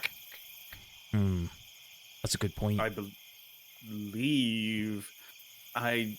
oh Lord, I don't know if this is in universe knowledge that I have. I thought he went to the astral plane, but I don't know if Benjamin knows that. I don't think Benjamin knows that. You just know he went through a portal. Maybe next Benjamin time. does not know where he went. That Professor Sconce guy said that he knew everything, so maybe he'll know next time we talk to him. Perhaps. I mean, we know the cursed versions of them were trapped in the Underdark. We don't know what happened to the others that escaped that curse. Obviously, they weren't in the Underdark or this plane when that happened, or they would have been caught up in that curse.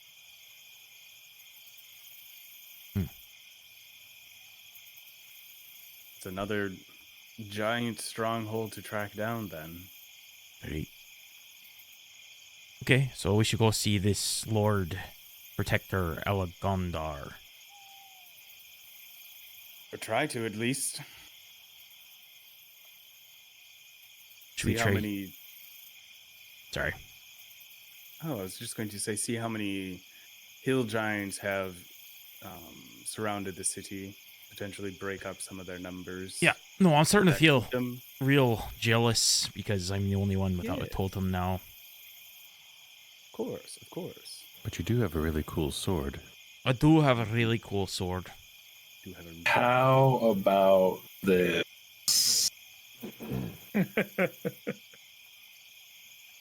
Feels like you're gonna suggest it to... I will give a good old pat on Calborn's back and essentially use the ring's bond All right. to bond with Calborn. What does You that do? feel an arcane connection connect between you and Kevhorn. Yeah. You're cheating. So anytime you are... What was that? I said you're cheating on me? Look, I was thinking to give it to you, but I feel like Calborn would benefit a lot from this. We're through. I want my ring back. No! Now I'm feeling left out. I'm not the only one who's bonded with Kevforn. Give it to Benjamin. Ooh. But whenever I am subjected to a spell or a magical effect, or either of us, any one of us that are subjected to a spell or a magical effect that restores hit points, the other will also restore those hit points. And whenever you successfully hit a creature with an attack roll, I can make it a crit. I mean, I need the roll 20, I know, but that crit's still exciting because I do a shit ton of damage. Okay, so mechanical question. great. If I use... It's not if I use... whatever you do. It's only once a day, right? Yes, once a day. Sorry, once a day. I've never felt closer to you. But still Like, mechanical question. So if I were to use like mass healing word... It would Like- double heal.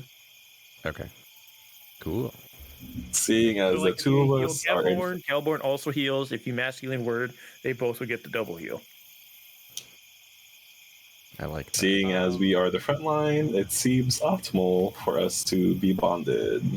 It's only one way. So it's whenever One way? Whenever Kevborn is healed, Yes.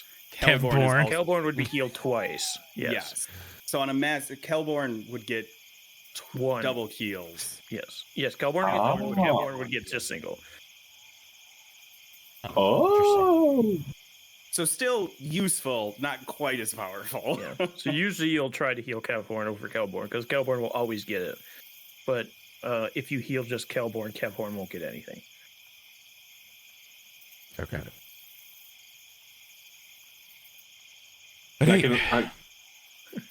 See, I'm not cheating on you. I can sever the bond. I can bond with you. Okay, just make sure you wear it on a different ring. I'm wearing it on my Or pinky. different finger. Is it a ring? Yeah, it is a ring. Yeah. Yeah, it's a ring. Yeah. I am wearing it on my pinky. Ready? Let's go. Can I say that during the talk they had with Sconce?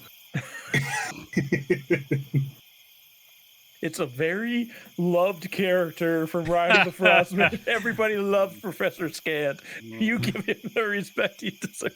This feels like revisionist. Jokes on you! I don't know who that is. I remember Professor Scant having a different impact on the players.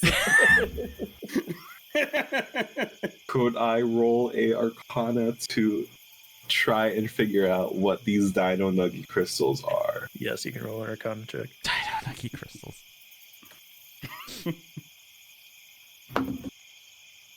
16. Ooh. 16. You know what? For the fun of this, you're kind of holding them and like playing with them, and you pick up the one that looks like a pterodactyl or pterodon, and like the weight of it is weird, and you accidentally drop it, and as it hits the ground, suddenly it gets a morph in shape, and a full-sized pterodon appears in front of you and screeches out into the skies, and then looks down at you expectantly. That's what the screams sound like. Bro, I'm a Beastmaster now? What the heck is this? Ah, yes, we can become Power Rangers. I will give you the item's description, but I think you kind of figured it out. Wait, so how many of those do you have? Please tell me there's 3 more. There's a Triceratops, a Tyrannosaurus, a Pterodon, and a Plesiosaurus. Oh my. I Oh, would like to be the Red Ranger. which ranger do you want to be, Benjamin? We have T-Rex, Pterodon, Triceratops, and Plesiosaur. Wait, Plesiosaur a- makes the most sense because water. Yeah, I mean, like, if we're going off of theming, that is what I was I going to would say. love yes. a pterodactyl. I'd name him Noodle Arms after that guy. It's a red Triceratops, a green Tyrannosaurus, a like a brownish Pterodon, and a blue Plesiosaur. I think I might have mixed the Pterodon and Plesiosaur up. Dude, I'm gonna have pets. Wait, which one am I? you just it's a blue pterodon, and there's just a giant Didn't pterodon standing in front of you. Calborn want the pterodon? Is No. it the flying one? No. Yes, I thought you said there's a T-Rex. there is a T-Rex one. I mean, the pterodon is what's standing in front of you currently. Look, you don't have to give them to anyone. I just thought that would be neat. I mean, it makes sense for each one of us to have They one. are big enough that it's going to be useful to have them in a bag of holding because they're like essentially small dog cat size. Did you guys want to choose a Pokemon? Starter Pokemon. Yeah, that's... I mean, I can't carry it with me, but I'll claim the plesiosaur. But if it turns into one, I'm sure it'll be more useful. Wait, what the heck is... Wait, hold on. Let me read this first. Us going into the water has a lot of potential negative connotations. So we really I usually don't throw it to a break. We just kind of do one. But since Kyle's got to read this anyway, we're going to take a quick break. We'll see you in a moment. All right, you have this pterodon now in front of you. You're aware that these dinosaur gem carvings are able to summon the creature that they represent for a specific amount of time. And you've kind of divvied them amongst yourselves, put them in bags of holding, and have packed up your camps, gotten your griffins ready for flying. Your new pterodon that will be around for a little while. And you can decide where to go from here. Should we head to Neverwinter then? Is everyone all right with that? To kind of see what the situation is and get a totem for Gelborn. Yes. If you insist. I mean, they have been exceptionally helpful for all of us, so I'm sure it will be helpful for you as well. Of course. Let's go. I'm excited. All right. Onwards and upwards. Onwards and upwards. You have about a 2 days flight to get to Neverwinter. You start flying, passing over Silvery Moon and the Evermoors. And it even from like as you're getting close to the Evermoors, you start to see off in the distance just this thick pillar of black smoke coming up from the west towards Neverwinter.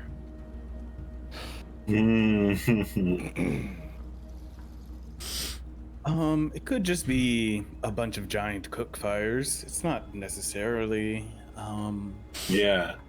A lot of big barbecues going on, yeah. Cookout. Right. The forest. Yeah. Could just be a big festival. Yes. Maybe it's the dream speaker. Maybe he's having a barbecue. Ooh, maybe. Oh my god, I forgot about Hello, vegan though, so I don't know if it's that enjoyable of a barbecue. Mr. Dream Hey, Speaker. bestie. Are you still alive? We haven't heard from you Hey there. Oh, okay, he's still alive. Yeah, I'm still here, bud. Sorry, I thought we were all talking at the same time. How's it going? I haven't heard from the lot of you for a while. Interesting dreams I've been seeing out of you, though. One of us got married. One of us is celestial. One of us... How do I word this? What are you talking about and what you're gonna say about them? One of us is wanted by gods, and one of us hates their god. Hate's a strong word. Oh yeah, a lot of big things going on in all your lives so far.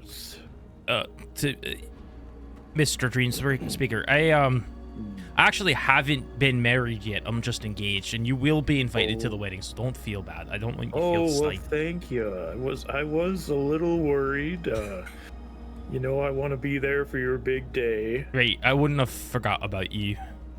Oh well, Thank you very much, bud. So I hear Luskin had some troubles happening. No, haven't heard. Wow, what Crazy. What happened? What you heard? Well, I heard a giant came ashore and destroyed half the city. Yep. Oh. That's what happened. Is everyone do you know if the people are okay? No, most of them are dead. Luckily, it was at a time when a lot of the warehouses were done for the day, so a lot of people had gone home, but yeah, people that were up there didn't fare so well. Thank whatever deity. Why are you talking like you did that, Kevhorn? It was What? a giant, not you. Yeah, we had nothing to do with the giant coming ashore. No, we have nothing We were to in do there. with that. Have you heard anything about what's happening in Neverwinter? You know, I hear there are giants gathering outside the forest there. From what I understand, King Hirig is gathering the hill giants and many other giant kin to form an army to attack Neverwinter. I actually sent all of you out to kind of check in with the other giants, get stronger, because the dreams you've been having seem to say that you'll be able to defeat him. Yeah, How much more of this did you forget that I have to go over, or... Look, we are on our way back to Neverwinter. Oh, we good to have hear. claimed 3 of the totems that you spoke Oh, about. Very good, very good. It was King Hreg who came out of the ocean in Luskin. We know what his plan is. We were asking you because as we were flying back to Neverwinter, we see an enormous column of smoke and was making sure that the city wasn't sacked. As we were away. Right, yes, I've been seeing that column of smoke myself. Haven't made my way down there quite yet. Sorry, I just thought you had forgotten some details. It happens from time to time, you know. No, I don't think... I haven't heard anything about the city burning. Okay. I know... Yeah, I do see the pillar of smoke from here, even in the dense forests. The little birds are afraid of it. Seems to be coming from the far side of Neverwinter Forest, though. Doesn't seem to be in the city. Maybe I'll speak with some birds, see if they can drop on in and see what's going on. I'm not sure we ever asked, but why this specifically do they want Neverwinter? You know, bud, I haven't quite asked them myself either. Maybe it's just easier for them. Maybe it's a central post. It's a good port city. Quite a lot of goods coming in out of there. If we were to meet you on the way to Neverwinter, do you have any spare shroom powder? A thing that spores? I got a little bit. Why are you asking? Would that work if we, like, there was somebody who we felt needed to be looped in at all times that we could have snort? You know, yeah. I mean, yeah, it'd work if they snorted it up. Okay, I don't have anyone specifically in mind at the moment, but I'm sure at some point Okay. it'll be very helpful if we had that. Yeah, if you've got the time to swing on by, I can get some in a little pouch. Yeah, for where ya. are you? Just north of Phandelver in that same forest, if you recall, where Wow. we met. No, I'm never going back there, so... Wait, was that north or south? I can't remember.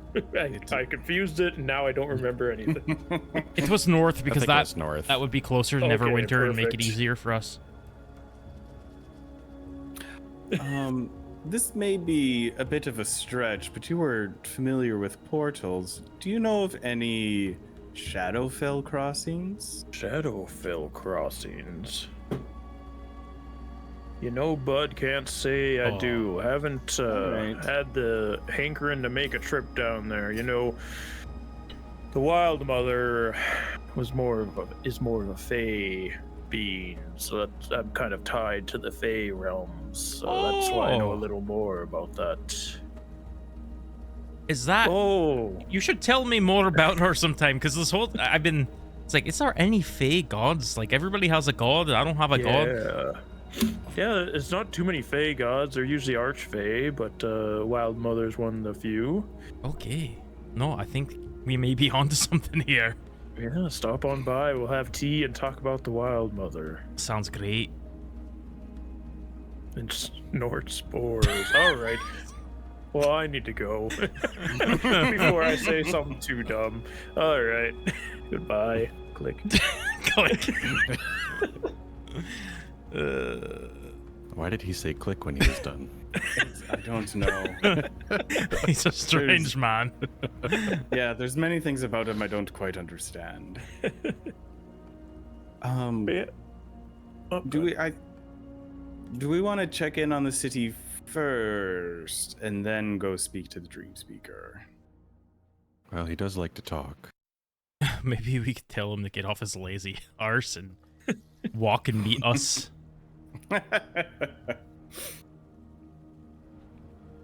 We also had to do, I mean, it'll probably be easier now, but there was kind of the like wandering through the forest to get to those locations that would slow us down a bit.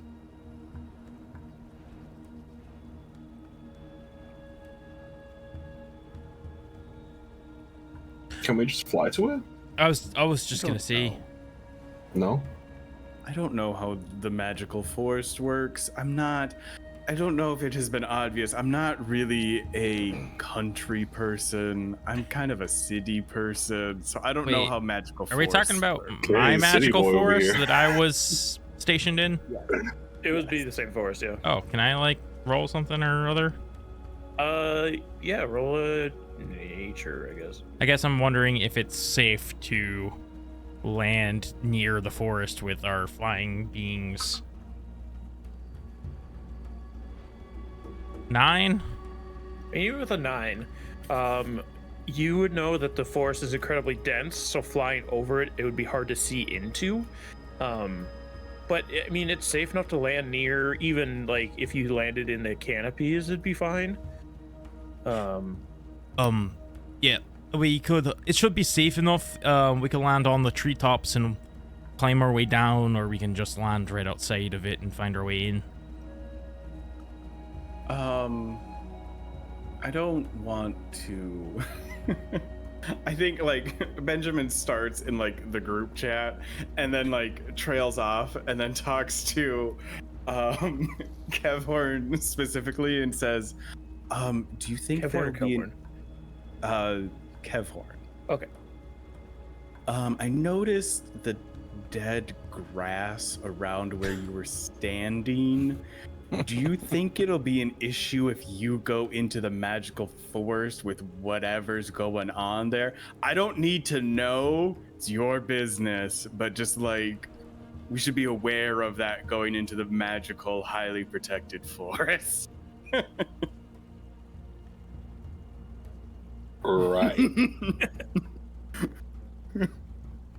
I am a carnivore now. I can't eat salad.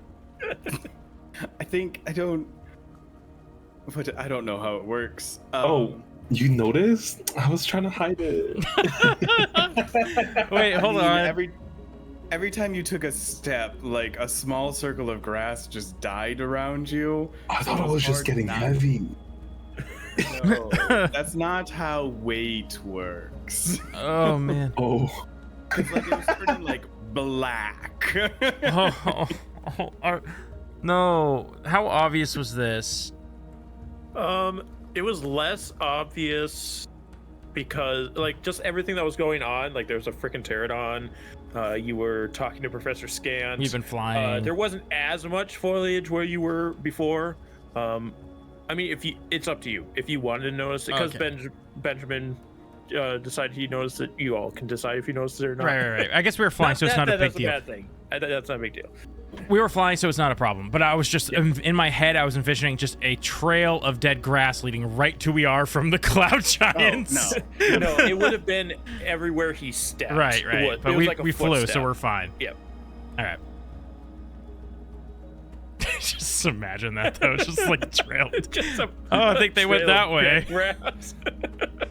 Trail of destruction that we're flying. Wait. Okay. So it's everywhere I step. It's just footstep. It's when you touch plants. Walk on your hands. Okay. That's still So I can't touch trip or touch anything, or go inside the You can't go inside that beanstalk castle. house. Yeah, no, that castle was like all plants. And I can't touch where And that his wife. big fly trap is. I think his wife lives inside of the plant that controls the castle.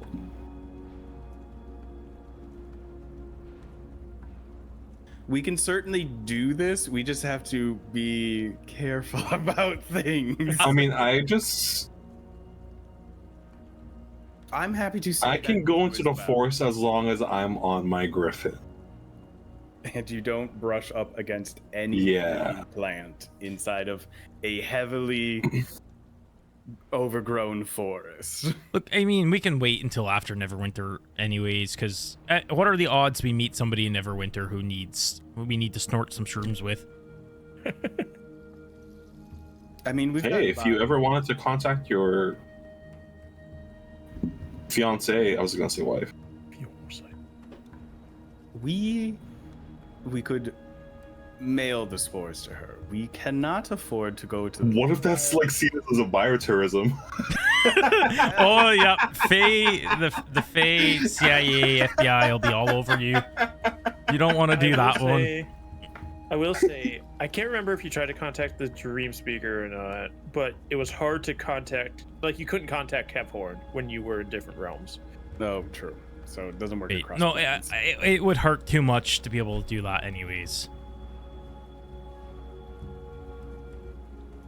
I mean, I think it's better if we start in Neverwinter. I mean, it's a short flight at this point. If we think we need to be in contact with someone, we can get the spores and then come back and give it to Right. them. Also, depending on who it is, I don't know if they'll trust just getting like a random satchel pouch of spores and us telling them to snort it. It is a wild thing to ask of an extremely important person who is likely we tried to be doing this with. Like I always say, when life gives you spores, just snort them. I mean, we were very receptive, and you were as well, but we were also pretty dumb adventurers at that point. So I took mine in tea. that's new. True. I'll have to try that. That's a more intelligent way of taking them. Okay, yeah, I'd love to go kill me some hill giants and get a totem. So Great. Let's continue on to the city then. All right. Gets towards the end of the day. Kephorn, your pterodon starts to crystalline over. You set down for the evening as it turns back into its form. Again, the cooldown doesn't happen for it because I forced it to happen. So you could theoretically bring it out again tomorrow if you wanted to, or you can just ride your griffin. I'm riding my. Okay. You have another camp evening. If there's anything specific anybody wants to do, we aren't going to go like watch. If you want to do anything here, you can. All right.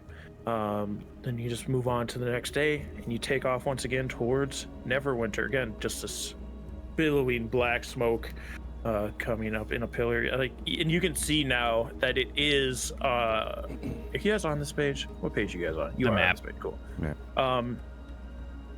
You can see it is in the, you're like leaving this side over here near the Evermoors. You kind of got past the swamp before you camped, but it is on this far side of the Neverwinter Wood that this billowing pillar of smoke is coming from.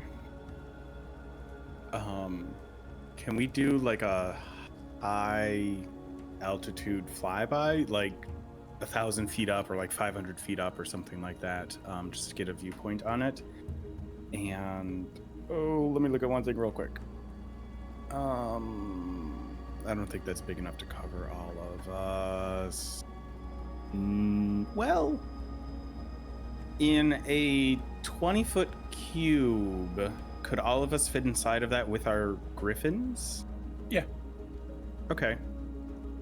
I will then, as we're doing this, I'll cast Major Image and just make it look like we're like surrounded by a cloud, so we should be able to see through it. Maybe a little hazy, but we shouldn't be as visible to people on the other side of it. Okay. Yeah. You fly about 1,000 feet above this camp.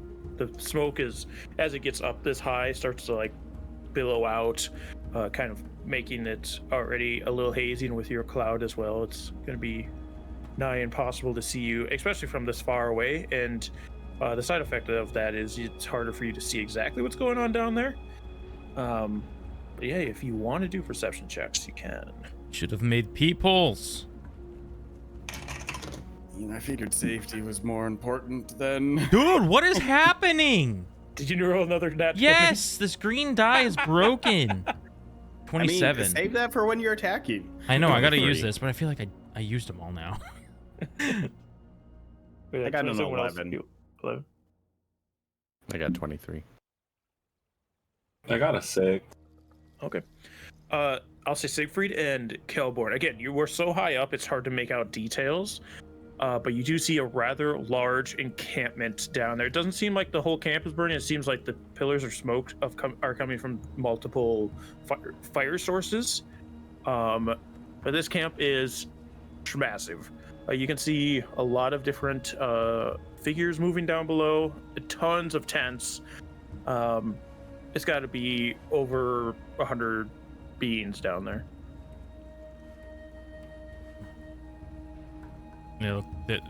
Sorry, did you say that they look giant in size? Well, from here it's hard to tell, but Okay. yeah. I mean, you're like 1,000+ feet away from them currently. So I do think that might be the giants.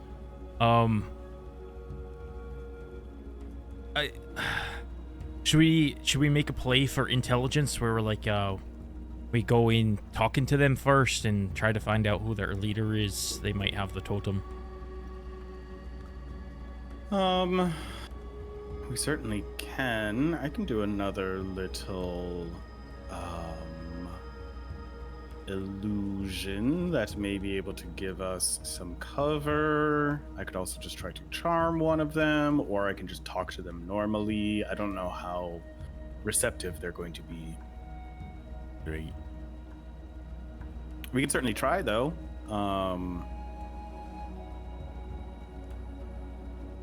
Can touch down at the edge of the camps. I'm a little nervous. I don't know how smart hill giants are, which is both good and bad.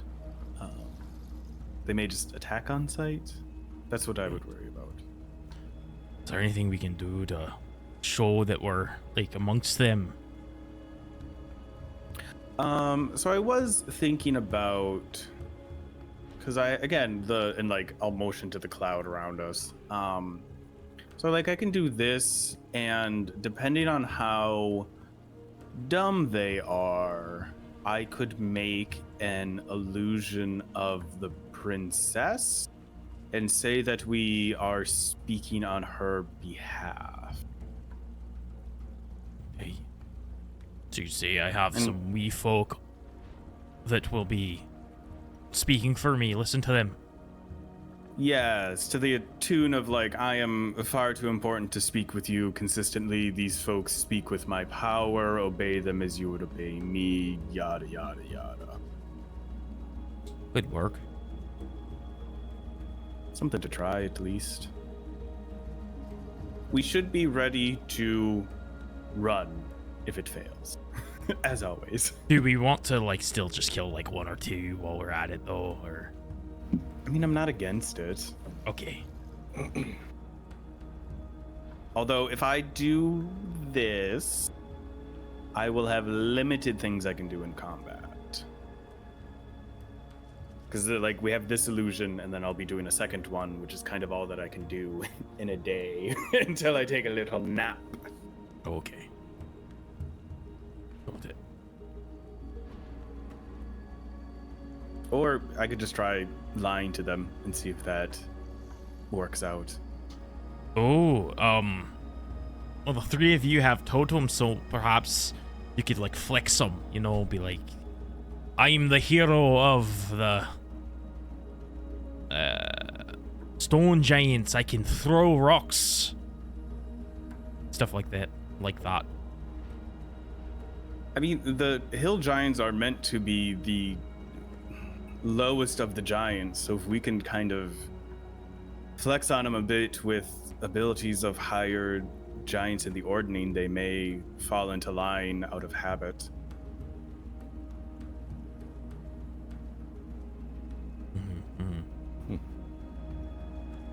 Do we want to try to land at the edge of camp then? Sure, why not? Okay.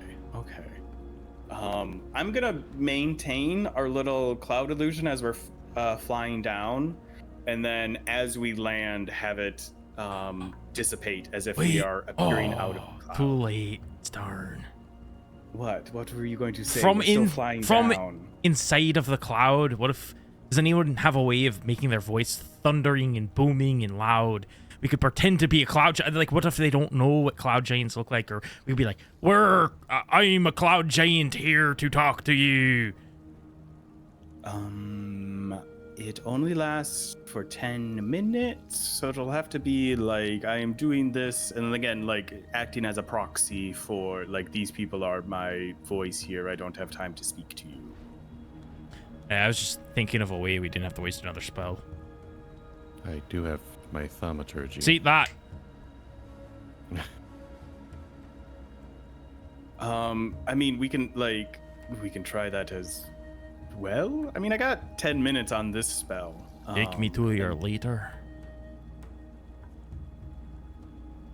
What if we just tell them, give me your totem?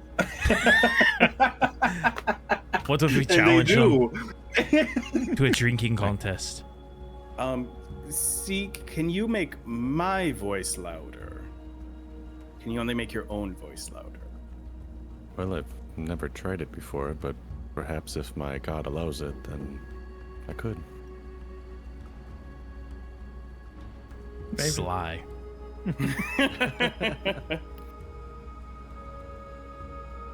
Because let's try something as we're flying down. I could also make sounds of thunder to really sell the part. Like.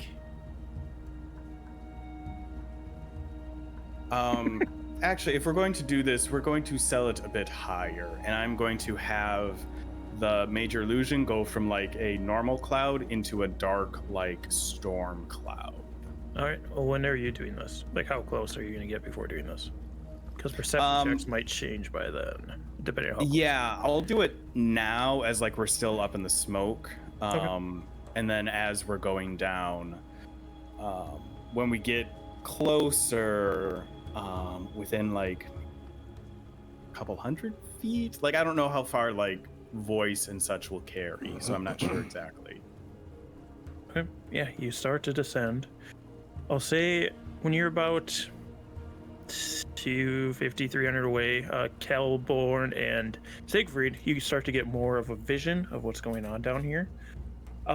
You do see again, there's probably about 100 or so hill giants wandering around this camp. Outside of that, there are also Ettins, ogres, and probably like 30 to 40 frost giants of varying sizes and characteristics.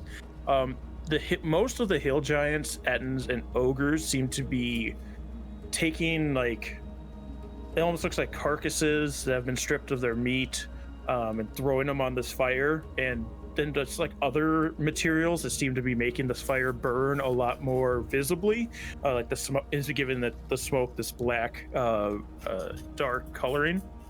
You just see tons of them just throwing like 4 different fires in the middle of this camp, just like huge bonfires. You see the scorched earth around them, like they're very unregulated fires, but they're kept to a spot. You also see there are, like, on the outskirts of the camp is where you see a lot more of the interesting things. Otherwise, it's just like really dirty, large tents that these giants are sitting around. Some of them are eating, some of them are just sitting, some are wrestling with each other. But on the outskirts of the camp, on the far side of where you're coming from, so like the southern side of the camp, you do see a large, almost like a giant pen made out of trees being staked into the ground. And you see a hill giant in there, who's like, anytime anybody walks past, he bangs on the trees. And he seems to be a lot thinner and like has hanging skin than the other hill giants. You do see a frost giant that's a lot different than the other frost giants. He's kind of wandering around amongst the other ones, but they all kind of give him a wide berth. See a very ugly twisted head and multiple other smaller heads on its body, and it seems to be a lot taller than the other frost giants as it kind of wanders around. Sometimes they'll just take food out of other giants' hands, and they'll give it a wide berth. Also, interesting things to you, there is a larger tent on the east side of the camp that seems to be more well decorated. There's like horns and bones, and the tent fabric is also painted with a red kind of paint to it. It seems a lot larger than the other tents, and almost goes past your radar because of how nonchalant it looks, but it sticks out because it's so much cleaner than the other tents. A small tent to like the northern side of this camp, the fabric seems to be very well kept, and it's like a light blue in color, like a soft blue, almost close enough to like these dirty beige tents that the others are using, but because it is just so clean, you can tell that it's different from the rest of them. But it is like, it's small like the other ones, and it seems very non-assuming, but just because of how clean and quaint it looks, it sticks out a lot more than the other tents. I almost feel like we should go for a clean, smaller one instead of the big red. For the scale of the blue tent, it isn't any, like, is it noticeably different than the scale of the other tents? No, it's about the same size. Okay. Maybe a little bit smaller. Like it almost, again, Kelborn and Siegfried are seeing this first, and they can tell you about it, obviously. Mm-hmm. It almost seems the size that a giant would just go and stand in. Like, it doesn't seem big enough for giants to be laying down or living in for months or however long this camp has been going for. Interesting. Maybe the red tent. Sorry, where's the red tent in the proximity? Red tent is to like the west or east side of camp, sorry. Okay, but it's like, is it, I'm assuming it is more central but to the eastern side, like it is well within the camp? Yeah, like it's on the edge of the camp. I'll say too, I'm not trying to push you in any direction, this is just extra information I forgot about. The smaller tent, it seems like it was put up later.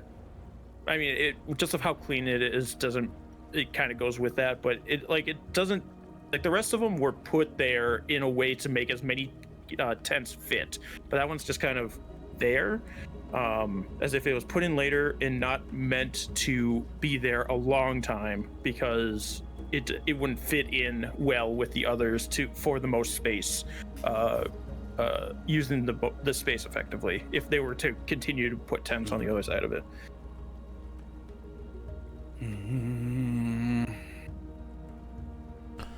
So, what we thinking? I mean, it's going to be if we go immediately for one of the larger tents or the fancy little blue tent, we're going to be landing in the middle of camp and we're going to be in more danger. We can certainly do that, we just have to be aware of it. But it could also get us to our goal quicker. Right. I mean, go ahead. Who knows what that tent could be? So, yeah, we're risking the griffins if we go to the center of the camp. Yes, that is what I'm worried about as well. So perhaps we land outside and we just walk in the clouds still. If there's still time, I don't. Yeah, I don't know if the cloud will last that long. Okay. Oh, we could just walk in. Okay. Do we want the griffins then to stay outside of the camp, stay at a safe location elsewhere? I think so. Okay. Great. I guess we start landing then, and I'll bring the cloud down with us. I am going to send Huey flying. I know he's not as fast, but trying to like get ahead of us a little bit. Mhm. Invisible. Yep. And as we're getting closer, if Siegfried wants to start doing thunder and lightning and such inside of the cloud, and I'll kind of have the cloud like royal and things like that. I am going to through Huey at like a point at the edge of camp and try to project as loud as I can and say in giant. Ooh, with that, can I try to concentrate, putting my hand on Benjamin's shoulder and try to concentrate my thaumaturgy through him to make his voice boom louder? Would you be able to do that and your thunder and lightning at the same time? Yeah, so you can do 3 different Okay. things for thaumaturgy. Give me a religion check.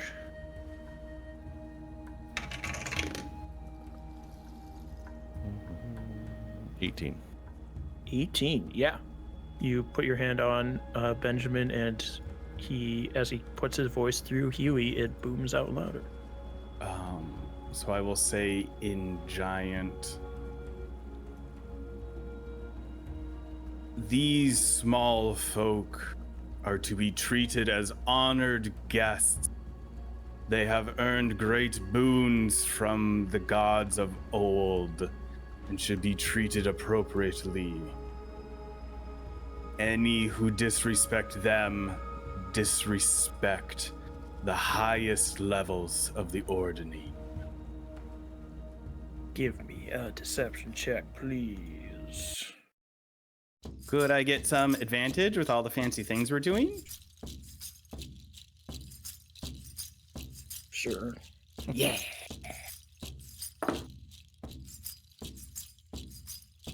Okay, that is going to be a 24 deception.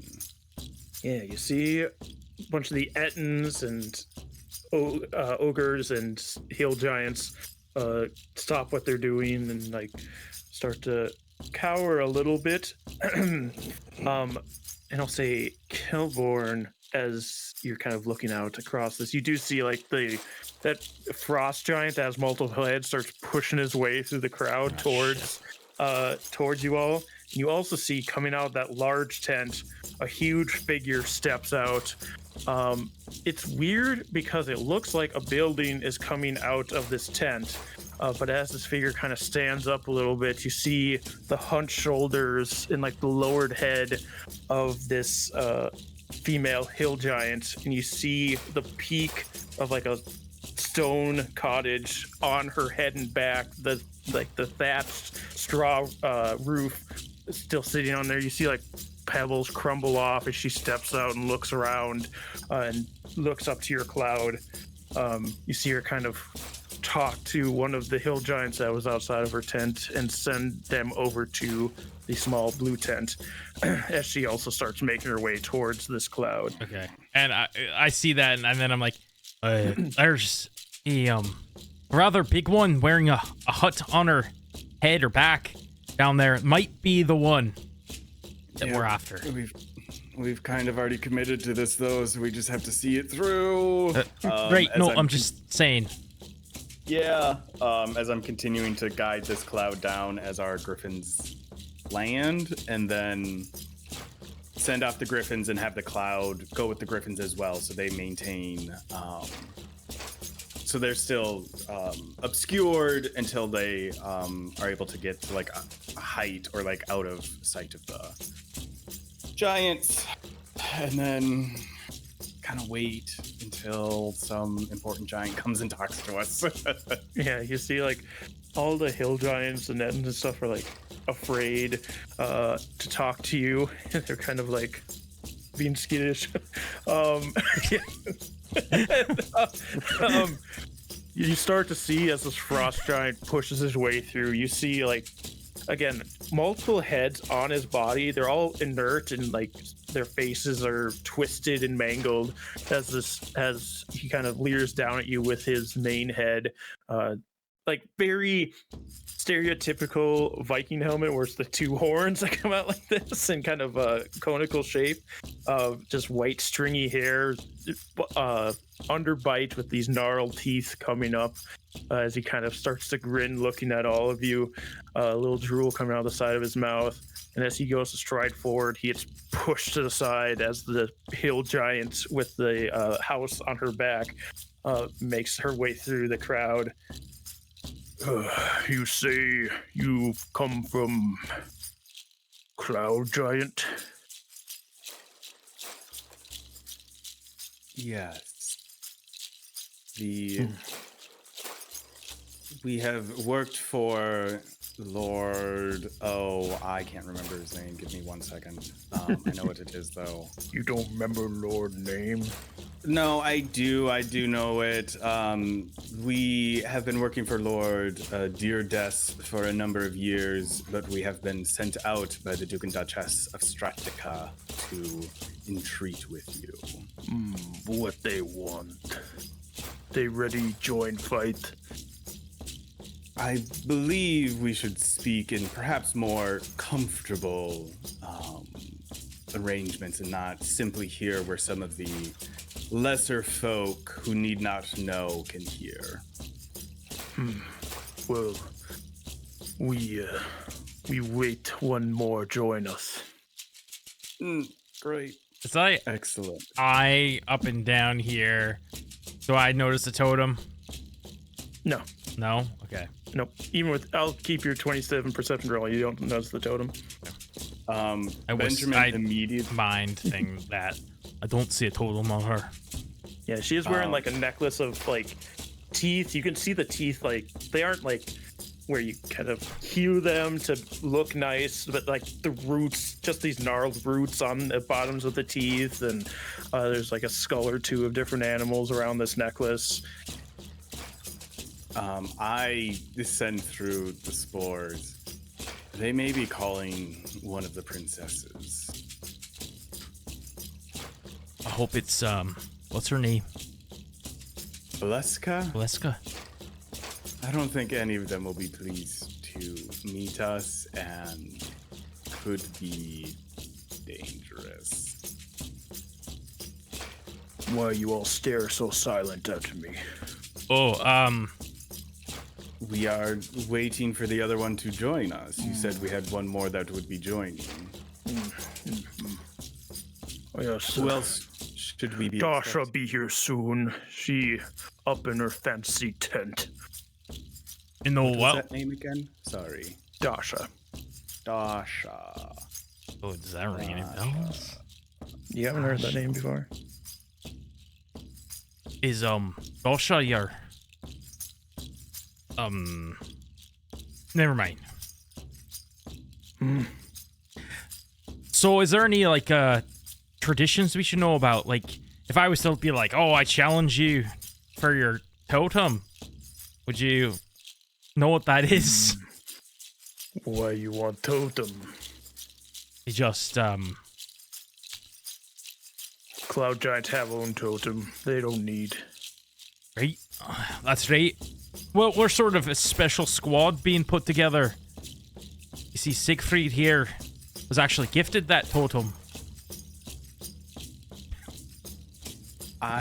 Where at? Through the spores, I scream to Kelborn, stop fucking talking and giving away information. We are supposed to be the ones in higher authority. Right, that's why we got to get the totem from them. everything.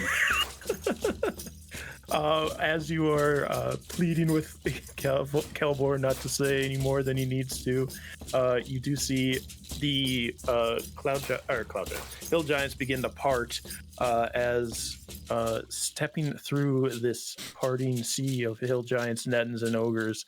A storm giant female. We gotta go. She's wearing like a white dress, almost toga-esque or Greek-esque flowing dress with the large folds in it. She's got this long dark black hair, but with like huge curls in it, almost like this size, like not like constant curls, just like large curls forming towards the bottom of it. Almost goes down along her back, and she has it looks like a hammer, like a large hammer strapped to her back, but it's almost more ball shaped, or it's like it's more circular. It's not quite like a mace. It's kind of a mix between the hammer and a mace.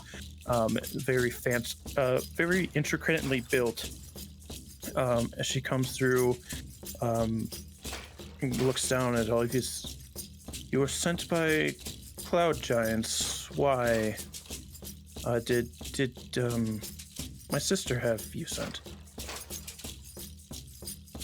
Yes, we briefly spoke with Princess Bleska, and she sent us to assist in your efforts here. As small folk, we may be able to gather more information that you cannot.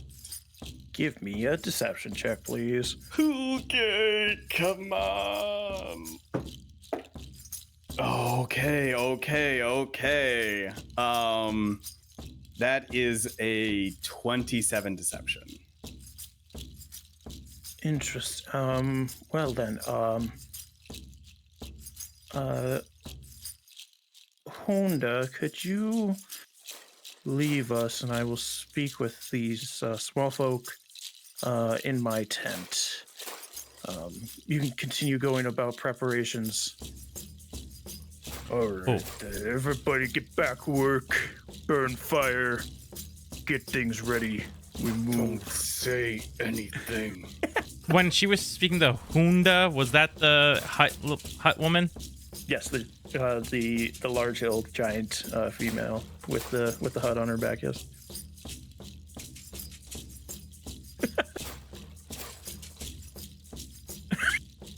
Great. Let us retire to your tent to speak more.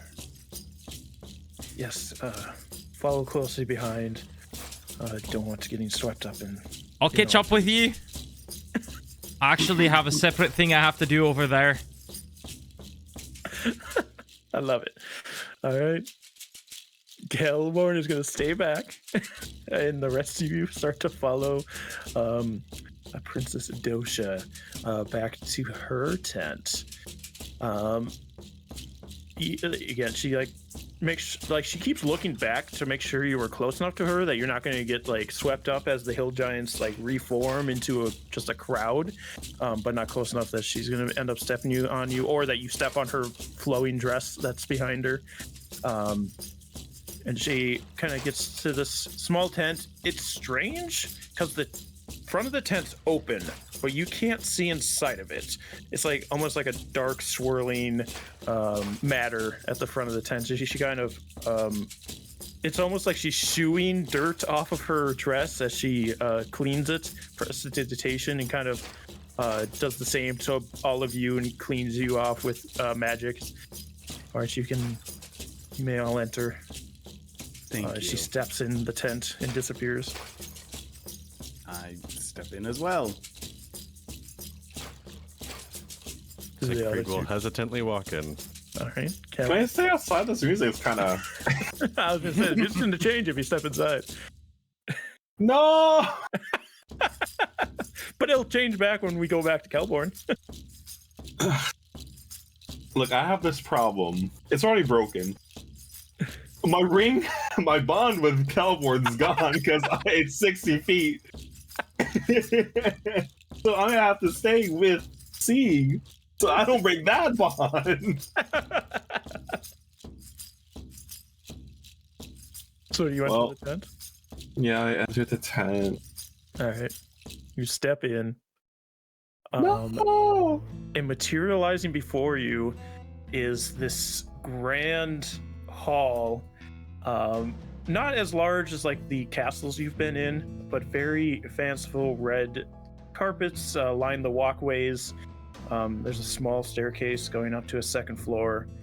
And you see as like invisible plates come down to you, or not invisible plates, but like a large silver platter comes down to you held by something invisible.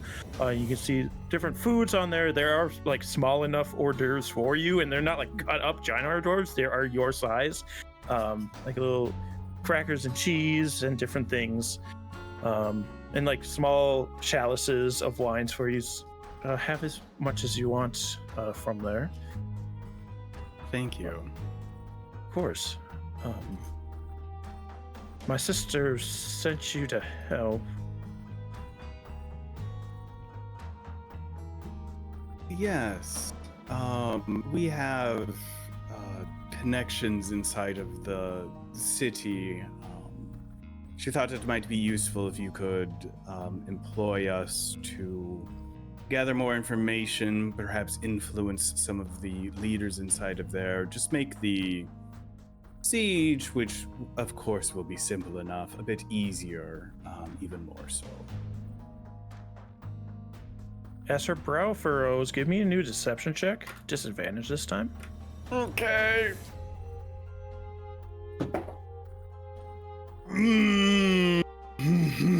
This music isn't doing it. With disadvantage, I got a natural 1. She wants you to influence the leaders. How? To make the city an easier target. Perhaps divert some of their troops to more advantageous positions, or positions that you would be aware of beforehand. That's strange information. Did she really send you?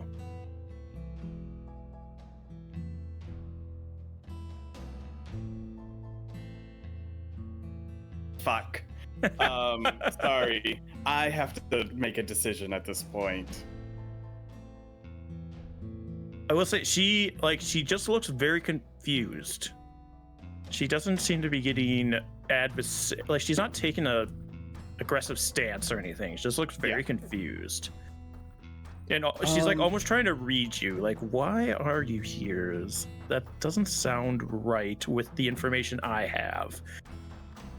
One of the minor cloud giant lords is trying to gain favor with the Duchess of Stratica. He hopes that he can replace the Duke, which isn't going to happen. But he's using this as a power play. He knows that your sister Bleska is working with the Duke and Duchess, and he is trying to curry favor with another storm giant to raise his position amongst the cloud giants. So this is the information we have been provided, but it sounds like he has bad information as to what the plan is. Kevin, were you gonna say something? I don't want to take it away from you if you want to say No, I was gonna say just stir the pot. This was a Hail Mary. This is a Hail Mary. And If you I want don't to say think the go pot ahead. needs to be stirred. I think No. I was stirred. gonna communicate through spores. You can make it seem like her sister finds her incompetent and does not trust her to lead this group of giants. Maybe. It was a Hail Mary. Yeah. I went with a different Hail Mary. I've got a tertiary Hail Mary. Because if I know anything about sibling, is rival. I thought you were an only child. I'm a very dramatic person, and I love drama. You can see her like studying all of you, and like the gears turning in her brain. There's 4 of you, right? Yes. She's catching on. She knows. Like with that as well, I say I can block the exit of this place for a short period of time. We just need to get out as quickly as possible. But See we're her kind of stuck here right relax. now. You see her kind of relax. Why did you all decide to come into the middle of a hill giant camp? You aren't ready to be here yet. Again, this is based off of information that Lord Drydes has. Obviously, She like raises a hand. You can drop that. You're the 4 that were chosen to stop the giants, weren't you? Can I do an insight check? Yeah.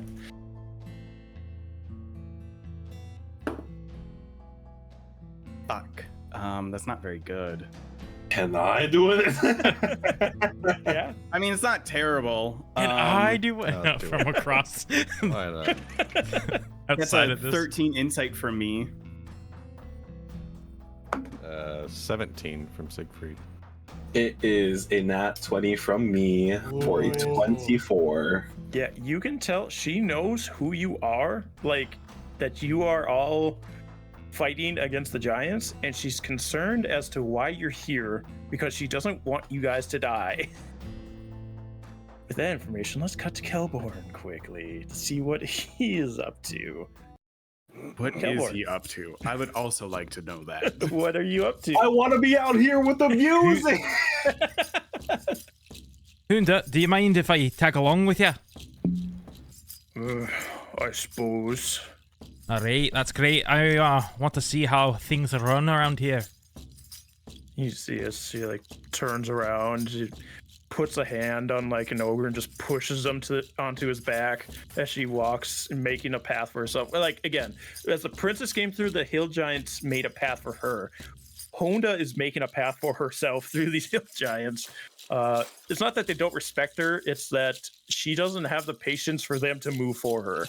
She's pushing through this crowd, and you're able, just from her sheer presence and force pushing her way through, you're easily able to keep up behind her without the other giants cutting off the path for you.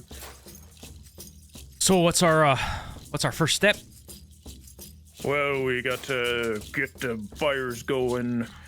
Them people Neverwinter think, oh, look, they over there getting ready to attack us. And then Princess Stosha here says, father tells her we got to get moving. So time to pack up, start moving out. Great, it's a distraction.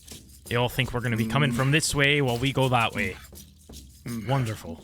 Brilliant. Got to go south. That's very smart. Okay, once the fire's all lit and we move, what then? Well, we got to move all sneak-like. They don't know we go. Then they not ready for us in water deep.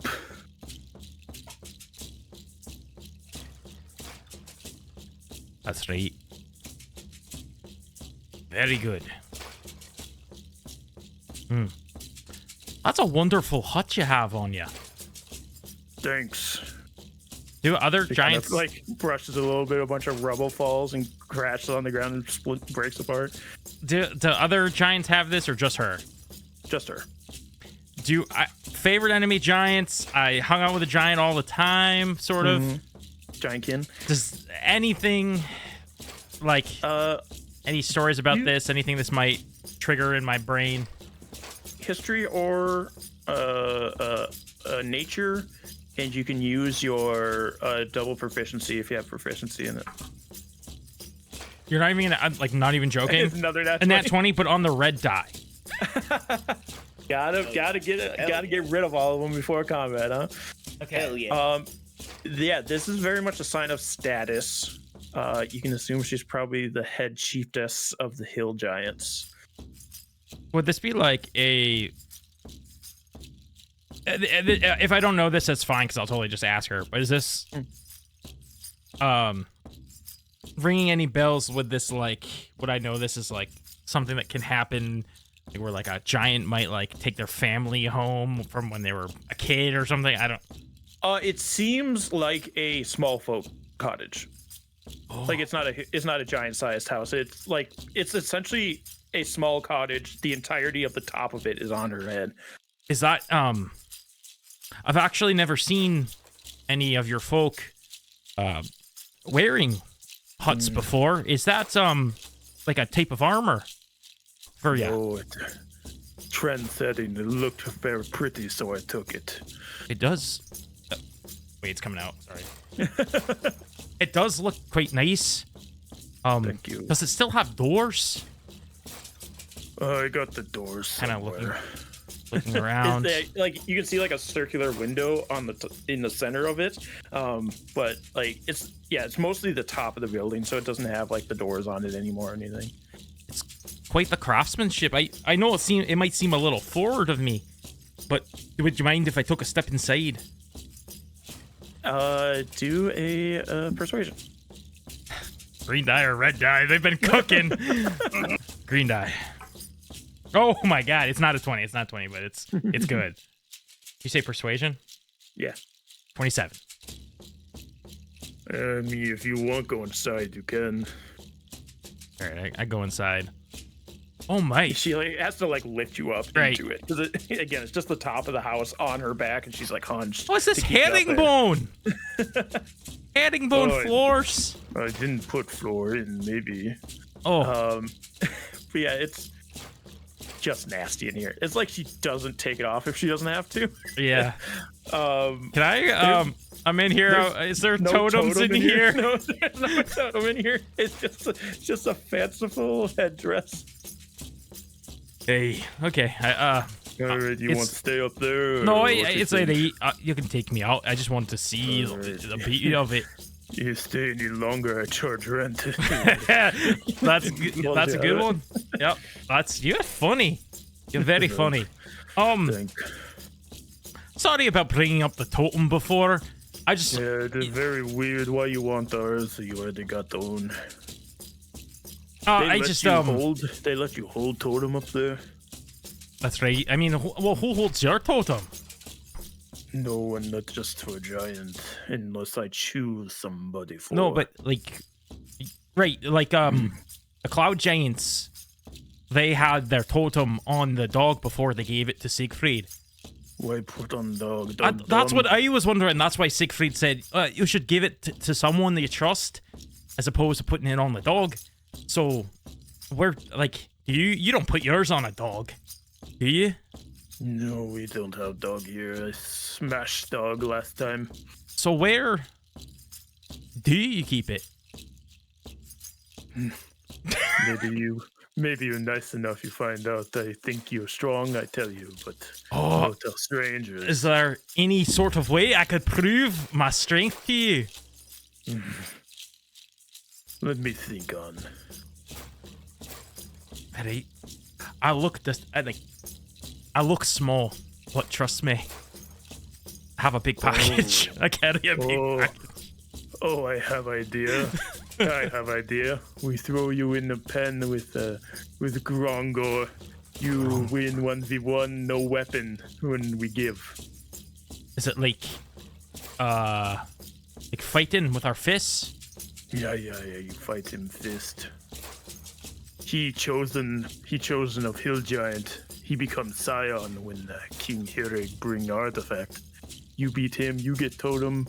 We make you Scion. No, that sounds great. Is he the one who has the totem then to become a Scion? No, he too dumb. I'm not gonna leave totem with him.